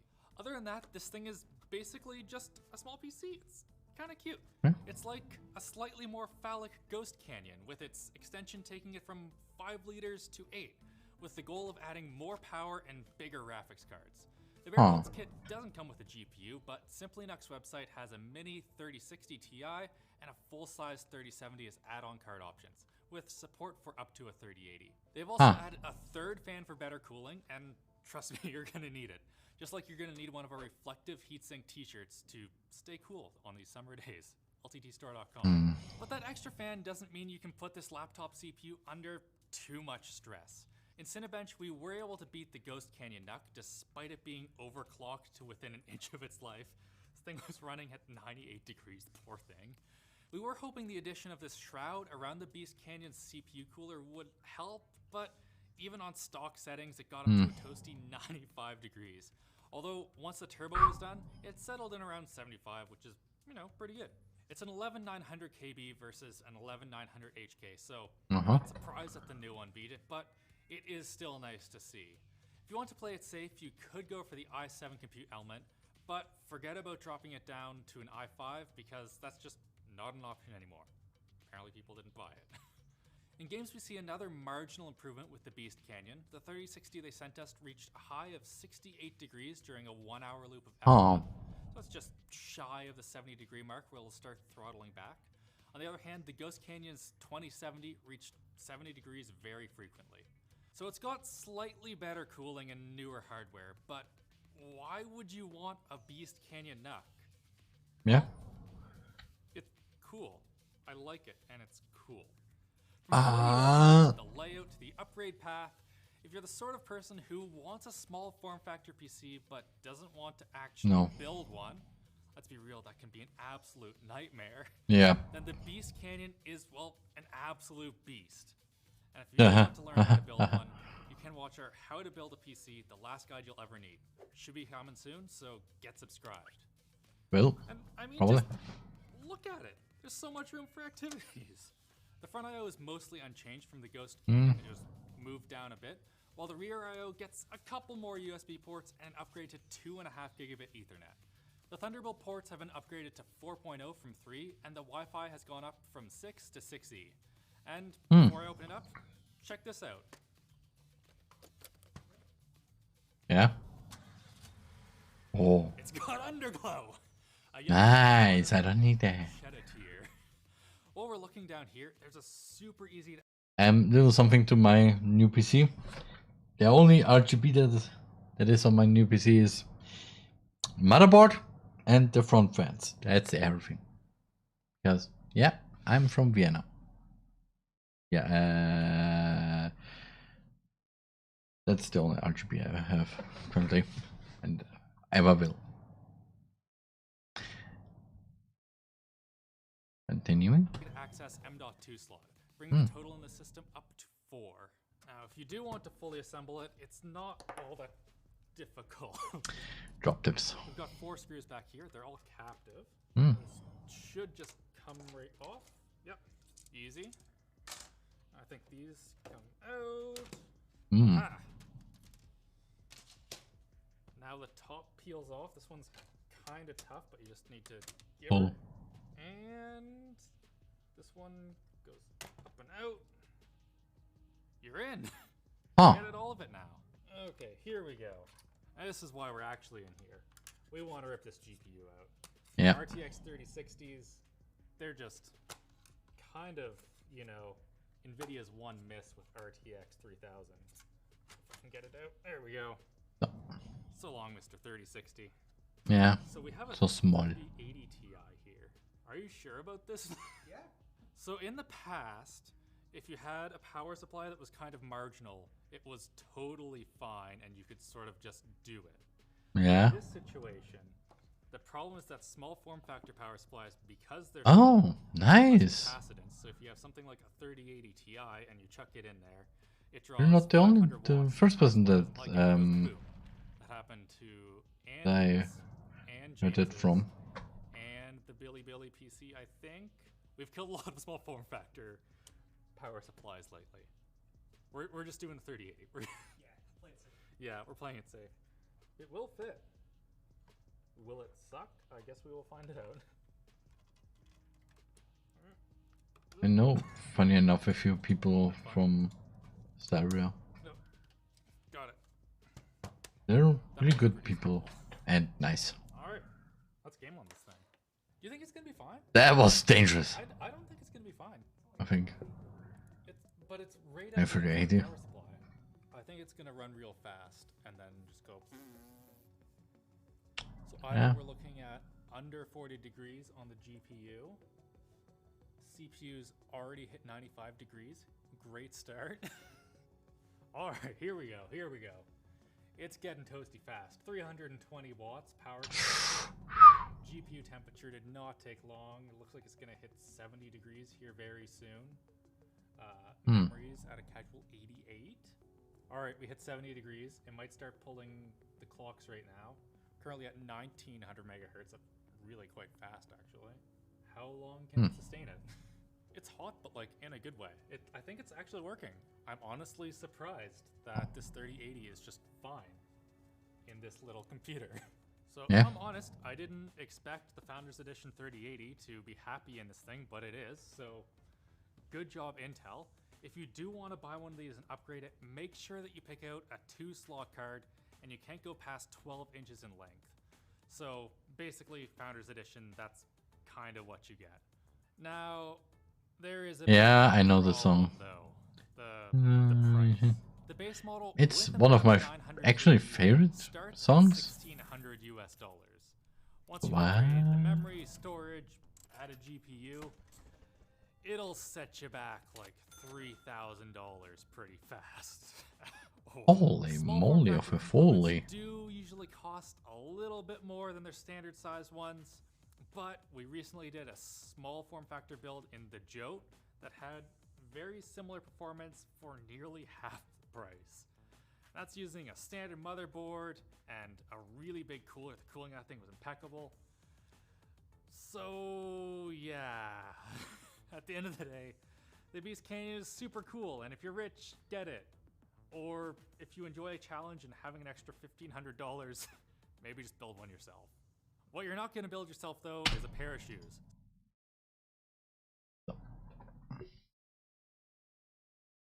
How about some new red wine? No, I think not.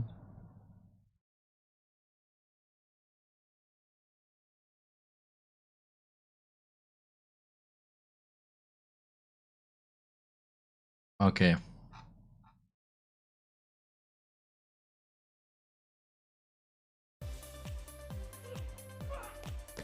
I know that's one that I One day, the tech news came for me, and now I'm trapped in this void, forced to read cringy intros like this one. Yeah, that drive isn't compatible. If you already knew that, then why are you watching the video? Ariana Grande is performing a cosmically mind-bending concert in Fortnite? No thanks. I'll take some tech news. Nope, that is literally the one that's... You didn't have to click this video, but you did. And so on behalf of tech news everywhere, I want to say thank you. And that we're not quite sure whether we should thank AMD for the new Radeon RX 6600 XT that they just announced at the China Joy Tech Expo. Because while the card itself looks like it might indeed be a 1080p beast, as AMD puts it, with 32 compute units and a gaming clock speed of almost 2.4 gigahertz, it's not likely to make any kind of significant impact on the industry as a whole. Despite some hopeful developments in the ongoing chip shortage saga, most analysts are predicting that we will still be stuck in this demented hellscape of price gouging and empty shelves for some time to come. Linus dove deeper into this issue in today's Linus Tech Tips video though, so if you're looking for a real dose of reality, watch that. Or you could try insulting strangers on the street. The word of the year, by the way, is antitrust, with big tech facing an increasing assault of lawsuits and investigations. But although Valve isn't necessarily big tech, they do run Steam, the biggest platform in PC gaming, and the company is now filing to dismiss a lawsuit from Wolfire Games alleging anti-competitive behavior. You see, Valve doesn't allow developers to sell their game's Steam keys on other platforms for lower prices, which Wolfire says isn't fair, along with, of course, the 30% revenue share that Steam takes from game sales. This dispute is similar to the fight between Epic and Apple and Google, which, by the way, was just weighed in on by the techno king himself, Elon Musk, who tweeted that Apple's App Store fees are a de facto global tax on the internet. And, by the way, Epic is right. Epic CEO Tim Sweeney, of course, agreed. So expect the antitrusting to only increase from here, just like the EU's fines. Amazon just got handed a record $888 million fine by the EU's privacy watchdog for a data breach from back in 2018, which is just ridiculous. I mean, privacy is important, but I would much prefer to see Bill Gates go to space before I die. He deserves it. Doesn't he? And the Russian Nauka module that's docked with the International Space Station began unexpectedly firing its thrusters yesterday, pushing the station out of its normal orientation. ISS flight controllers eventually corrected for the mishap by firing the thrusters on the Russian Zvezda module and the Progress cargo ship, but for a while it looked like things might be about to go Apollo 13. Tom Hanks had to get brought in. The ruckus caused Boeing to delay the launch of their Starliner, which was supposed to rendezvous with the ISS today. Russia's space agency, Roscosmos, said the Nauka's thrusters fired because of a software glitch, and not at all because of a secret plan to crash the ISS into a major U.S. metropolitan area as a means of destabilizing the country for invasion. Send in Black Widow. And now a message from our Riley. Now, for anything the flow code on screen or clicking the link below. What? Cluck Butts are sugar and gluten-free because they're not food. The PlayStation 5 is getting its first major software update, finally bringing support for expanded storage using the console's M.2 SSD slot. Yeah. Unfortunately, the process of determining which SSDs are compatible and how exactly to perform the upgrade is a fair bit more complicated than the Xbox Series' storage upgrade procedure, which involves plugging in an external card. But I guess that's what you get for buying a PlayStation, because you wanted to, play exclusive games instead of PC games on a box that's X. I just like the way it looks, okay? In other news, Sony has confirmed that their recent acquisition of Dutch company Nixxes is meant to facilitate more PlayStation exclusives getting ported to PC. So there's even less reason than ever to lock yourself into using a fancy box with limited functionality. Yeah. Except, of course, for the great controller, the fact that it's actually kind of affordable and stuff. I'm really not feeling any China. My joy PS4 right now. still works, But so that I could don't give a change. fish. Huawei just announced their new flagship P50 Pro smartphone with some unusual specs. It's running Harmony OS 2, which is basically a fork of Android, depending who you ask. But thanks to the US-China trade war, Huawei doesn't have enough chips to use their own Kirin chipset. So the P50 Pro is actually powered by a Qualcomm 888 SoC, but with the 5G functionality disabled because US-based companies aren't allowed to sell their cutting-edge tech to Chinese companies. Man, trade wars can be a drag, but hey, at least they produce some fun Frankenstein monster-type devices like this one, so worth it? And bug bounties are common practice in the tech world, but Twitter has just announced an algorithmic bias bounty, which will reward researchers with cash prizes for finding errors in the social platform's machine learning models. Like, for example, the one that caused Twitter's automatic image cropping to prefer white faces. Big yikes. Seems a bit weird to ask the public to do this instead of doing the work, but hey, at least they're paying for it. And finally, a Japanese startup named Ashirazi has developed a system that would help visually impaired people walk with confidence by giving them navigational cues through special shoes that tickle their toes. This exists at exactly the intersection between cool and weird that I would expect from a Japanese startup. And I don't think this video will continue. Come back on Monday for more. You mean this one? Video because you think I'm very, very funny? You're such a compatible. If you already knew that, then why are you watching the video? Because you think I'm very, very funny? You're such a suck up. Thank you, that's very nice. Google has continued what is now their tradition of addressing the onslaught of next-gen Pixel phone leaks by just coming out and announcing the Pixel 6 and 6 Pro. The tech giant confirmed the leaked design of the Pixel 6 with that massive camera bar on the back, saying it's there because there's just so many complex sensors, it couldn't possibly fit in that stupid square camera module seen on all those dumb iPhones, and also the past few Pixel phones. But the bigger news here is Google's confirmation that the Pixel 6 models are powered by Google's very own custom system-on-a-chip, Tensor, supposedly a mobile variant of the company's Tensor AI accelerator cards used in their servers, and a chip that was indeed codenamed Whitechapel, according to the Google's German website. The Google is what I call them. The Google. I'm confused. I thought we weren't supposed to believe everything we see online, but all of these leaks were true, so Bigfoot did fake the moon landing? I'll tell you who knows the truth, the Pentagon. And that's even more accurate now that they have an AI system that they claim can predict events days in advance. According to a report from The Drive, U.S. Northern Command has finished a series of tests in the Global Information Dominance Experiments, or GUIDE, program, which uses AI, cloud computing, and America's Global Information Network to forecast possible events. One of the examples given was satellite imagery being used to indicate that a foreign country's submarine was about to leave port. Normally, Private Jenkins or whoever would have to run to a superior's office, papers flying everywhere, bust open the door and say, "Sir, it's the plot of Das Boot, but Russia this time." And now, that general will just get a notification on his Dell that says, "Submarine might leave soon," but he'll swipe it away because he's actually playing Mahjong at work. Wow, the future is here. But if you prefer the future to remain a mystery, you probably want to avoid the leaked data from Halo Infinite making the internet rounds right now. There's apparently complete spoilers for the game's campaign, huge twists and all, and the devs say it'll ruin the game for you if you care about spoilers because you're not a psychopath. But the leaked files also indicate there will probably be more campaigns coming as DLC, so it might not be the end of the world. That will come when 343 finally admits they're planning a Battle Royale mode as indicated by leaked audio files. It's fine. It's okay to admit Halo is just another first-person shooter, and that Master Chief isn't cool. Who is he? The armor's cool. Is he into ska? Nobody knows. What's the point? Hey, is my shirt getting darker? Now it's time for Quick Bits. And Quick Bits. If they weren't quick, they'd be normal bits. And sure, maybe there's a market for that, but would you go and YouTube is testing a gutted version of YouTube Premium called Premium Lite, which would only get rid of YouTube ads and not give you the other premium features like background playback, offline downloads. I don't give a fish. Belgium, Denmark, Finland, Luxembourg, the Netherlands, Norway, and Sweden can try it out for €7 a month, which is not that much less expensive than the €12 the full plan offers. I think this is dumb, but I'm not from a Nordic country. I tried, they won't let me in.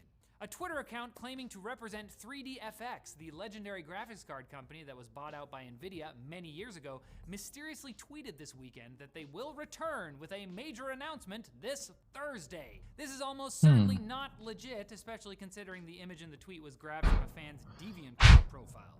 On the other hand, Intel is taking its sweet time getting its GPU out into the market, so even if the new 3DFX card is actually just a repainted USB stick, I might pre-order.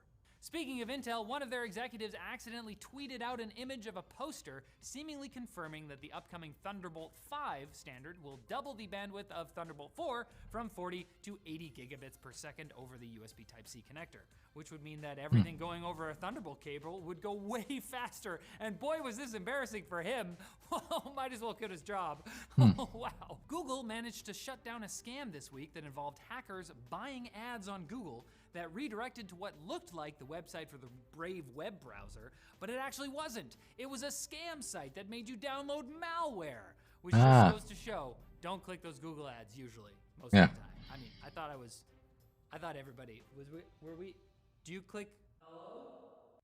And Home Depot has begun selling power tools that won't actually work until they're activated at the checkout counter.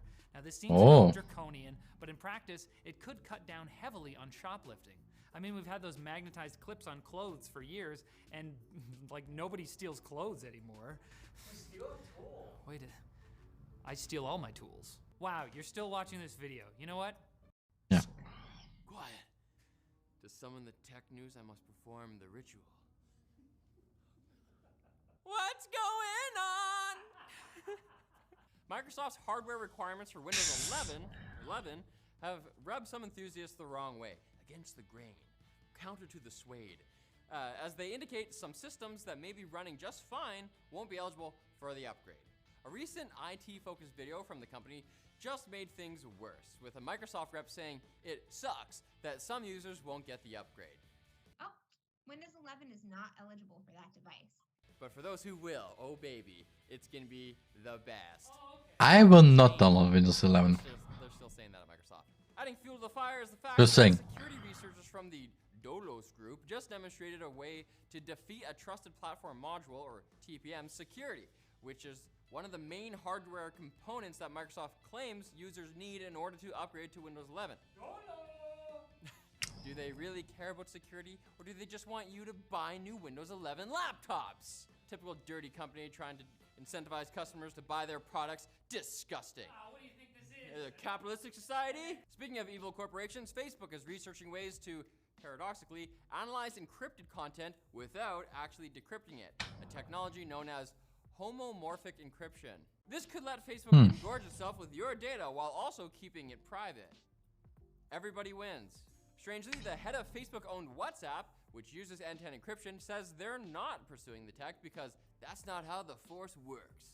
This made Facebook panic, so they tried to distract us by posting the story about how they're making VR headsets that protect your eyes on the outside. What? This is so cool.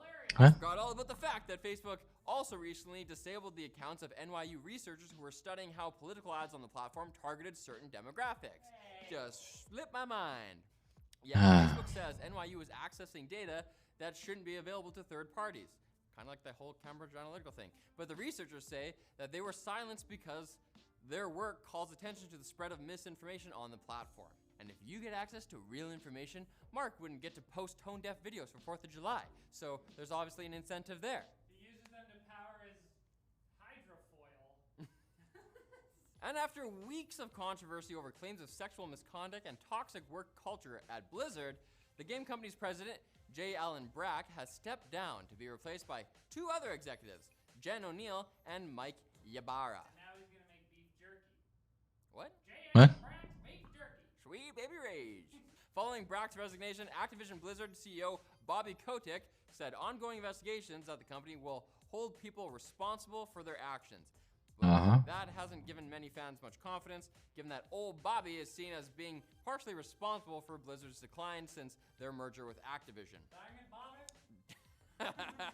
Regardless, the saga is far from over, as some shareholders have joined the state of California in suing the company for failing to disclose the number of HR complaints received over the years. And to make matters even worse, Diablo Immortal, the super highly anticipated mobile RPG game, has been delayed to next year. No. Now it's time for the quick bits. Anyone like the Duck, Manscaped, and free shipping today. What? When I'm all done with the big heavy stories, I like to relax with a nice cup of quick bits. Oh, child! A LinkedIn job posting indicates that Google is looking to license the cloud gaming tech it built for Stadia out to other interested companies, so everyone can have negative latency. Whatever. But Google already announced that they were doing this when they shut down their internal game studios. So if anything, this might be an indication that they haven't actually secured any interested buyers yet. Which is so weird because Stadia is really, really good. NVIDIA's acquisition of ARM has still not been approved by regulators, particularly in Ireland, the UK, where the government is considering blocking the deal because of security concerns. It's unclear what these concerns might entail, but Jensen is a little too excited on stage sometimes while explaining something super boring like synergistic cloud learning or whatever. Plus, he only wears leather jackets, so is he in the Matrix? Is he the one? He's a virus. Oppo has announced its second-gen under-display camera technology, and unlike the first iteration, this design might actually result in decent photos. So unfortunately, you won't be able to use this camera as an excuse for looking haggard in your selfies. I woke up on the wrong side of the meridian. I'm in China. I have a Chinese phone. Whoa! Yeah, just wait for Samsung to do a good job. YouTube has begun its Shorts Fund program, meaning select YouTube creators can rock these puppies. Lavender-colored short pants. Oh. The camera? Oh, okay. Whatever. It's not about those shorts anyway. YouTube creators can start earning up to $10,000 from the TikTok-style format, which was previously ineligible for monetization. Remember when we made those shorts for TechLink? Nope, we didn't do that. No, we blocked it out. And a Senate report has given 7 out of 8 federal agencies bad grades in cybersecurity, with the Department of State, Commerce, Education, Transportation, and Veterans Affairs all receiving a D. A giant, thick D. Homeland Security did okay, though, which is probably the most important one to have that right. So Russia can go ahead and hack the others. What are they gonna get? Papers? They can just use Facebook for that anyway. File folders? And before you give this video grade, don't, because it's over. Good choice. Apple. Ariana Grande is performing a cosmically mind-bending concert in Fortnite? No thanks. I'll take some tech news. Good choice. Apple has caused a stir among tech and privacy enthusiasts by announcing plans to scan the company's devices for content that depicts the abuse of children. Apple published a press release and a technical breakdown of how this would work, which involves using on-device machine learning to detect images that match a known database of image hashes. If a certain threshold of matches is reached, Apple will provide information to the authorities. Now, obviously, this is a noble goal. 2 thumbs up. But the implementation has privacy advocates worried that a similar system could easily be used to scan for any number of things. The Electronic Frontier Foundation calls it I have a a cat right now backdoor in my into your hands. private life, Or while arms. others are pointing out that such a move is a bit strange coming from Apple, who is never going to live down that CES billboard about things staying on your iPhone. The system won't be implemented until later this year, so there's a bit more time to argue about hypothetical situations and reference George Orwell a lot. Like 1984. But there's even more Apple news thanks to a number of documents relating to their legal fight with Epic Games being released this week. One of the more juicy ones actually concerns Google, who apparently called Epic's plans to sidestep the Play Store a contagion because it threatened Google's dominant app platform. The court filings also revealed that Google called the Android sideloading process abysmal and contemplated buying a majority stake in Epic to stop their lawsuit because when you're rich, they let you do it. Another document lays out Apple's anti-Epic arguments in detail, essentially saying that they're only after money, since Epic has admitted at times that current antitrust law may not be on their side. In the midst of all of this, though, developers complained to Apple this week about scam apps that were promoted in the Australian iOS App Store. One app was charging $13 a week to remove ads, which goes against Apple's promise of rejecting expensive apps that try to cheat users with irrationally high prices, leading once more to the question of whether $30 a week is irrational. Like, is Apple's irrational hatred of me irrational? I just want to tell Tim how much he means to me, face to face. I think he loves it. And here's a scam you should watch out for. A digital storefront called Quest has been swindling desperate GPU buyers out of their hard-earned money. A mega thread on the graphics card subreddit is full of thousands of comments from would-be customers whose orders were never fulfilled.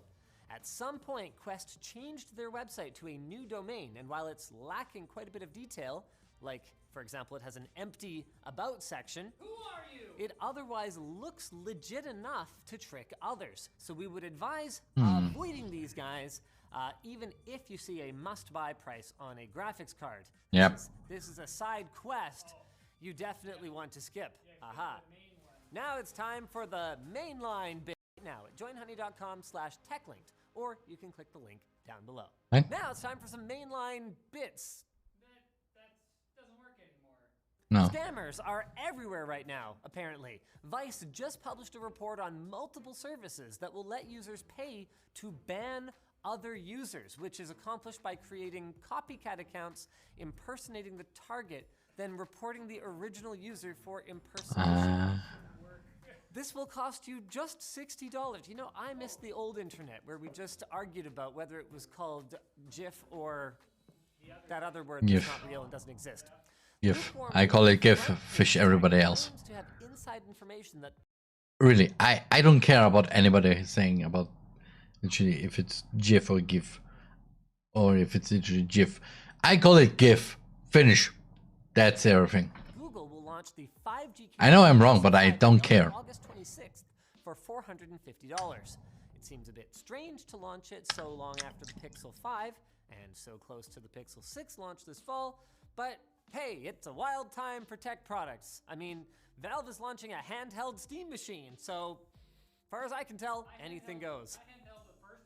Microsoft has announced it is developing an experimental mode for the Edge browser called Super Duper Secure Mode. Did Elon Musk name it?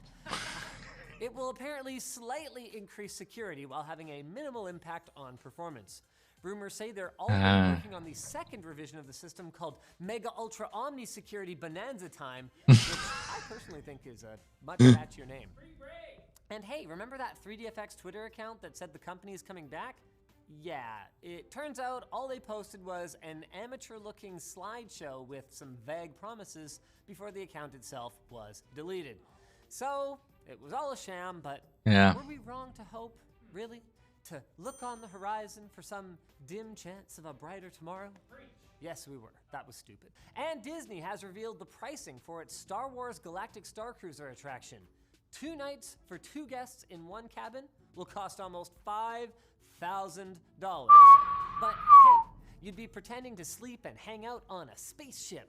Which would sound super cool if it didn't take place in the sequel era. Not canon. If you want a sequel to this... No.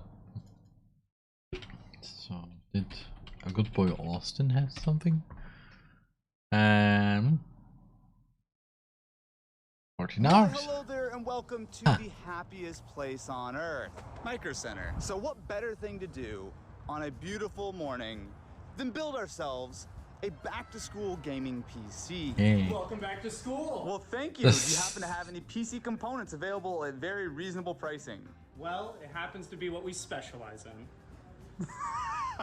And they're not in Austria, sadly, so You guys do have Ryzen 5 5600Xs. These are what, like $280? Just about. This definitely seems like what we should really build Better the see system tech, so around. Now, for boards, do you have anything ITX? Well, we should have plenty of options. B550. So we've actually used this in the past. One of the nice things about pretty much all ITX boards is that they do have Wi-Fi already built in, which especially in a dorm is probably going to be pretty helpful. I doubt you'll have wired, if I'm honest. So we have things like the NZXT H210i. So with a smaller case like the NZXT H210i, I think I'll be in fairly good shape as far as a chassis. Yeah. It looks nice, almost like...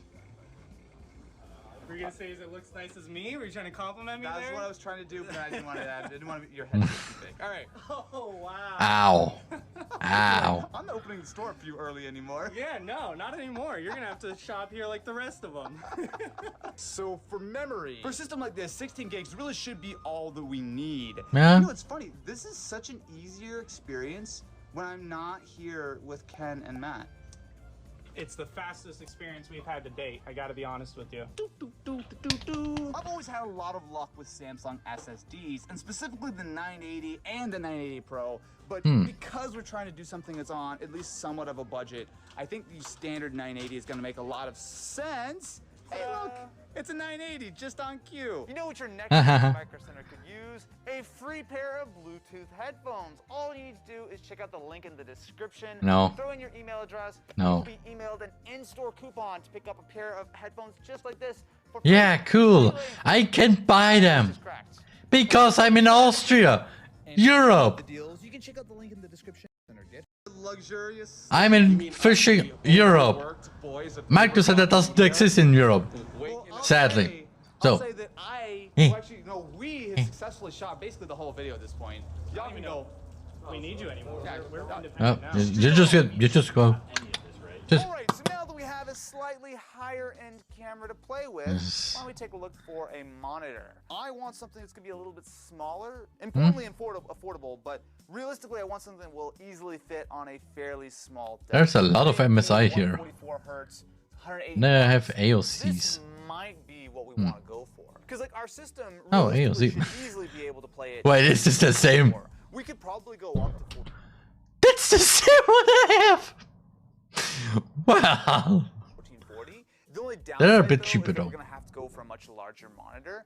This might be the actual move. Now, this is not something that I normally would do, but because we're trying to build a very space-constrained setup, I want to go with a 60% keyboard, specifically the HyperX Alloy Origin 60. For a mouse, I think we should go with the Haste.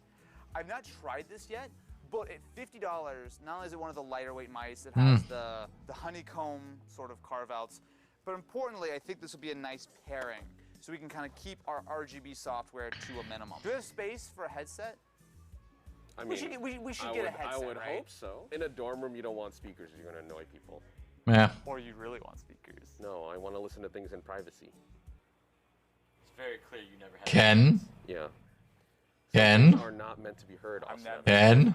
Yeah, like the rest of this Ken? conversation. All right, friends, it is time to build back-to-school gaming PC. Yay. Now, we've done tutorials in the past, if you really want these step-by-step. But the idea with this system is really to try to build something which is not simple, not beginner, but nothing which is particularly complicated. When it comes to building a PC like this, you actually have quite a few different options. So I would say that this is probably on the upper end of the mid-range of gaming PCs. We've got ourselves a 3060 Ti, we have a Ryzen 5 5600X, but a lot of what we're doing here could easily be subbed out with a more expensive or less expensive graphics card based on what you're able to find and what's in stock at your friendly local Micro Center, as well as things like the Ryzen 5, which generally speaking is pretty much the best deal right now, but you can go up to a Ryzen 7 if you'd like, or down to a Ryzen 3 if you would like. I have never built in the H210i in the past. I built several systems in its bigger brother, and this looks really like just a shrunken down version of it. Yep. One thing you need to keep in mind with this case in particular is that there is somewhat limited GPU compatibility. You can fit a fairly long card in here, but you cannot do a 2.5 or 3 slot card, which I think They still even have 3 slots. Ti will fit, Slot but it will card? not have a ton of room. So if you're looking, especially when you get into like the 3070s and the 3080s and the higher end cards, a lot of them are chunkier. Just keep that in mind before you pick up this case. Pro tip, just take one of the Micro Center PC build portion. Now it is time to build our gaming PC. When you have smaller cases, a lot of times like cable management gets kind of tricky, and just being able to fit like different kinds of graphics cards, fuck my life. The 3070 absolutely will not fit in that. It absolutely will not fit. It's a dual slot case and it's a triple slot card. There's no chance it'll fit. I'm gonna throw this build out the window.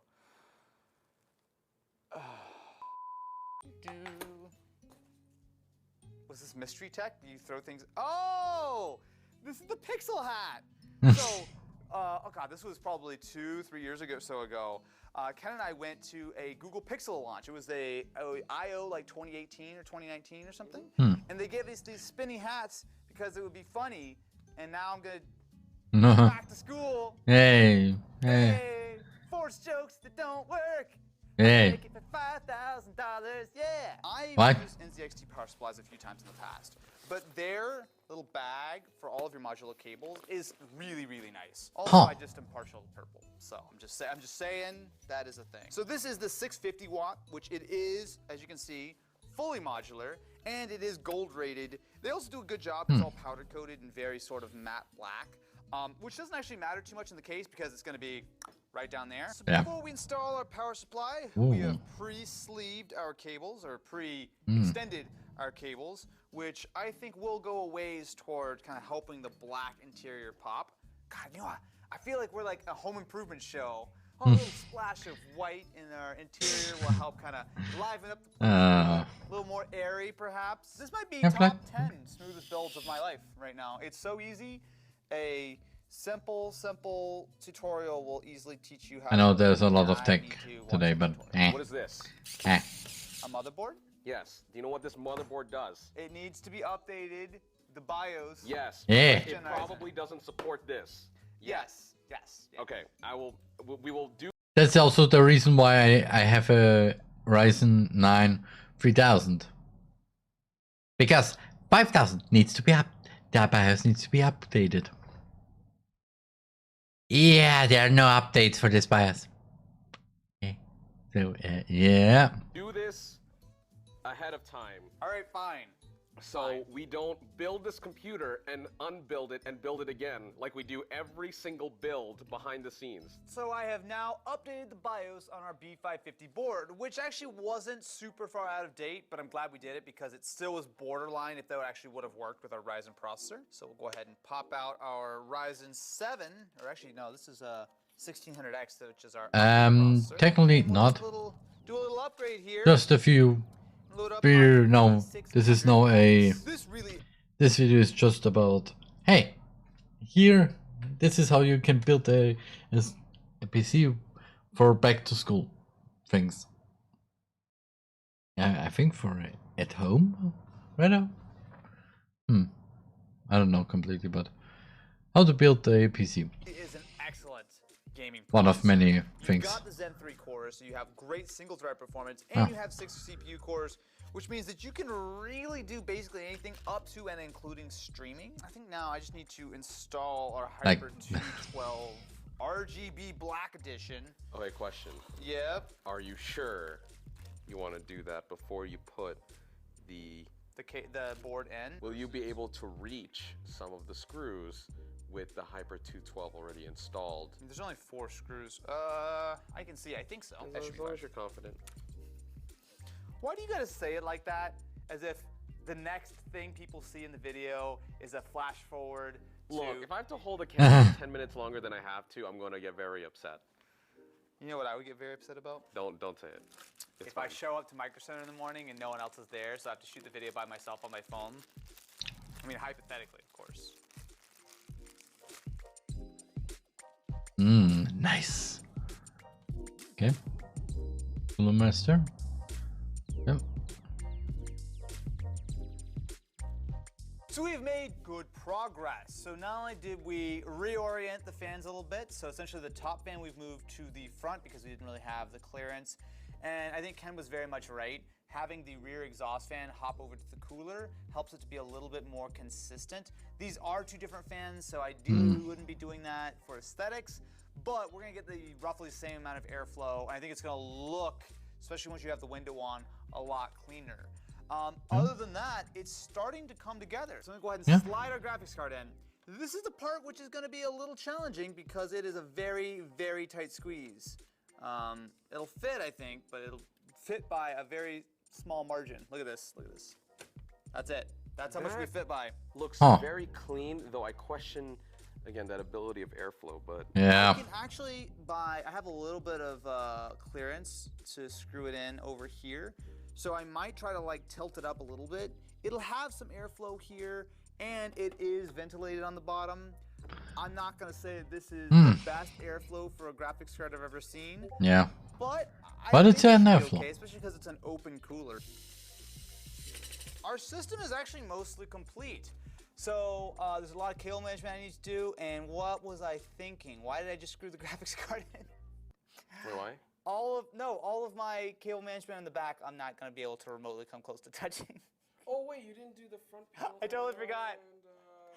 I plugged nothing into the motherboard besides the CPU power. Okay, that's gonna come back. That's wonderful. Other than that minor oversight, which will only take a moment to rectify, I think we're looking pretty good here. And so we have completed our back-to-school game. And our GB, of As course. you can see, it actually looks pretty decent. Just XP background. The table which we have maybe borrowed from a previous setup, but this is just an IKEA tabletop as well as legs. And this should give you a good sense of what the system looks like when you actually have it on top of your desk with a, I'd say, small to medium-sized tabletop. Wi-Fi. Now, when it comes to the PC itself, I think it came together fairly nicely. Of course, we have our specs, the Ryzen 5 5600X. We did go with that RTX 3060 Ti. But importantly, it all did go inside the H210i case. Now, I want to talk about that for a second because there are a few things that I learned as we were putting together the system. Now, first of all, it is, while not the smallest case in the world, fairly easy to build in. The things you do need to keep in mind, though, as you go to put this together is really keeping in mind the orientation of each individual component and the build order that you're going to be putting them in. So the big thing is a lot of the cable management here is actually really easy if you run it first. So for example, running your top cables, your like 8-pin for your CPU, all that kind of stuff, doing that before you put the board in place, and especially before you put a larger cooler like this in, makes a big difference. Same thing with something like the graphics card. This graphics card is slightly above a 2-slot and barely fits. I'm talking like barely fits. Honestly, you should probably go with just a straight 2-slot card. But that being said, or 1 you slot. can still put this thing together fairly easily in an afternoon and have an entire back-to-school setup before you actually have to go back to school. For peripherals, we did opt to go with HyperX this time around, and I've actually got to give them a shout out for their excellent Ingenuity software. Let's just say that we've used basically all the RGB software out there, and most of it is terrible. The vast majority of it is pretty bad. But HyperX actually has one of the best apps I've ever used. Not only is it a modern Windows app, but you've got excellent control over all the things you expect with not only like your RGB and everything for your mouse, but you also have it for the keyboard. And actually, let me talk about this keyboard for a second. So this is a 60% keyboard. This is the Alloy Origin 60. And not only is it really well built, it's got USB-C and whatnot, but the RGB looks nice, and it feels nice to type on too. I want the mechanical keyboard. Really. Just because. Yeah, 87 words per minute. That's actually on the upper end of what I'm usually able to do. I really like the red switches in here. Honestly, especially considering the price, this is a solid combo, as well as our headset, which I will love to demonstrate with a game of F1 2021. I should undo our nice little wrap here. Yeah. So I'm actually surprised. I have not started playing yet, but it is defaulted to very high settings as well as ray tracing on. Oh. Let's see. Oh, it's raining. That was gonna be bad. Ooh. That is so smooth. Nope, nope, nope. Okay, we're just gonna take it nice and easy. They're everywhere. Okay, all right. We're gonna stay nice and clean on this one, okay? Nice and clean. Right. Dive bomb it. Yeah, boy. Yeah, boy. So the performance is great. I've been getting 130 to 140 frames per second this entire time. And especially F1 in the rain is, I wouldn't say it's super demanding, but especially with a little bit of ray tracing on, pretty impressive. I got the run. I got the run. Yeah, boy, let's go. This is actually like top 5 F1 races for me of all time. Ken doesn't know this, but I've actually been practicing F1 because I'm tired of losing in Broke versus Pro. Wow. So that is our back-to-school gaming PC setup. Of course, huge shout out to our kind sponsors over at Micro Center. So if you want to know more about... No. Okay, one last video for today.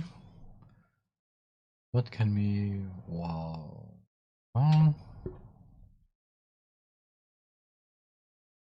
Some unusual memes. Loki is being exceptionally tolerant for a cat, but still, he can't help but to put in his complaints. Cats, always.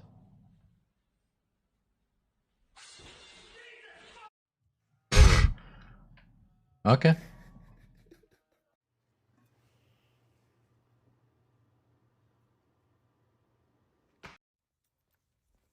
I mean, okay. What? Well. Yeah.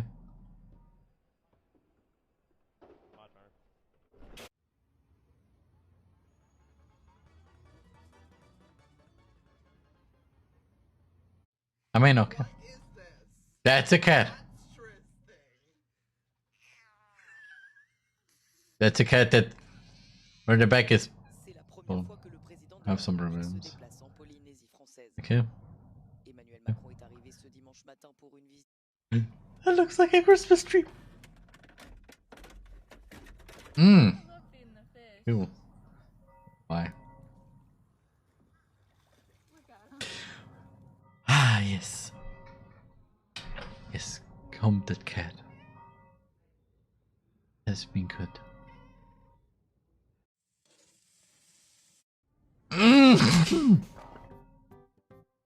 Ah. Really hate when people tell me like, "Oh, your car's not reliable." Bitch, you don't even have a car. Bish. That car is like a Lego, or from IKEA.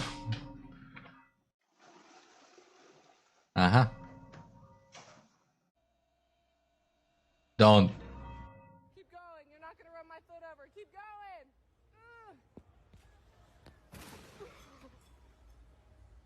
Oh. What is wrong with you? What is wrong with your sink? Well, it was. What is that? What the?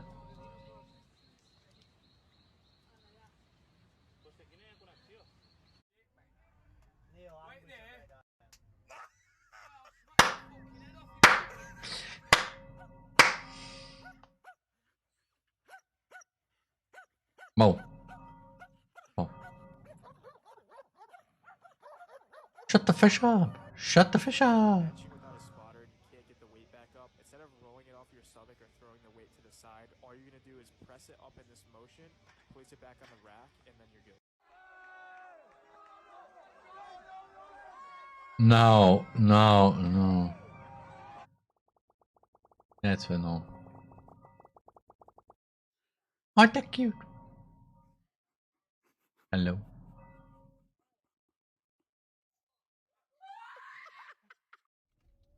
Wow. Wow. How much horsepower you got? One? Damn! Seriously.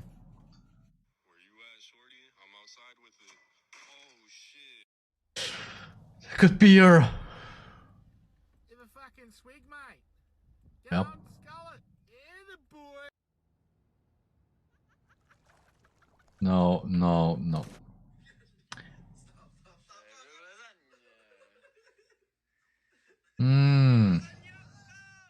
Never do this.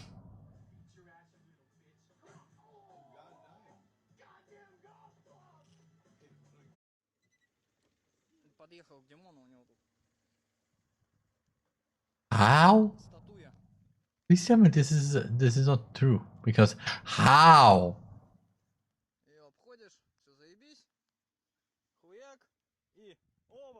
Wait, what?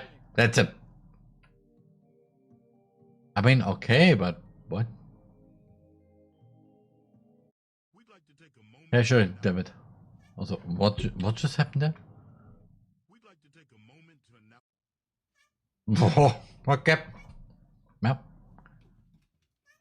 Meow. Meow. Meow. My favorite part after coming home after a long day of work is just getting to take off my socks. Ah. Ah. And jump onto the cat. Or that. Or that. What the?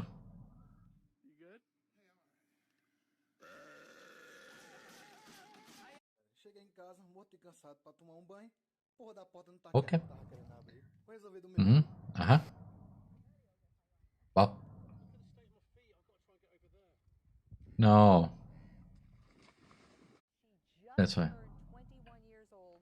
She was about to start a new job next week. She was sitting in her car. Okay. I've not tried this. Hi. Man, I'm gonna break my monitor, I swear. Oh no. Not this bot.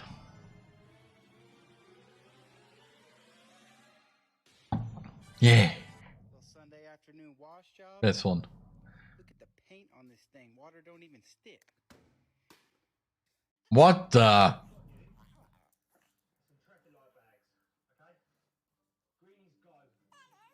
Meow meow. Don't throw it, don't throw it, don't throw it. Don't.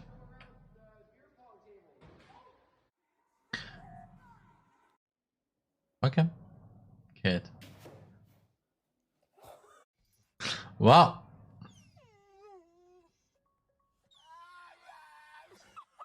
Ow, ow. Well.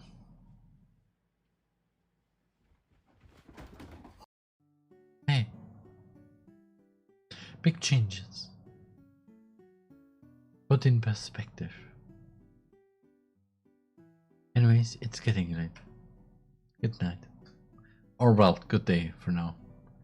Because hey, that was a wonderful, nice morning to chill, relax. And yeah. I will know that you do. Yeah. Which of the wonderful of the people I know are currently streaming? I see there's someone literally sleeping. A sleep stream for some reasons. Yeah, just. Ooh, who could we raid? Who could we raid?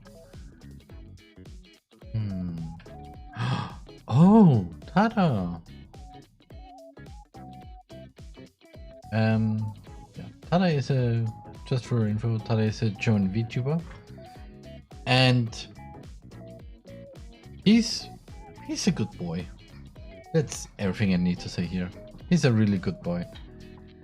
And yeah, I will see you all again on Tuesday with Minecraft on the Vitality Community server, with the Vitality Community server. And yeah, until then, you're Derman.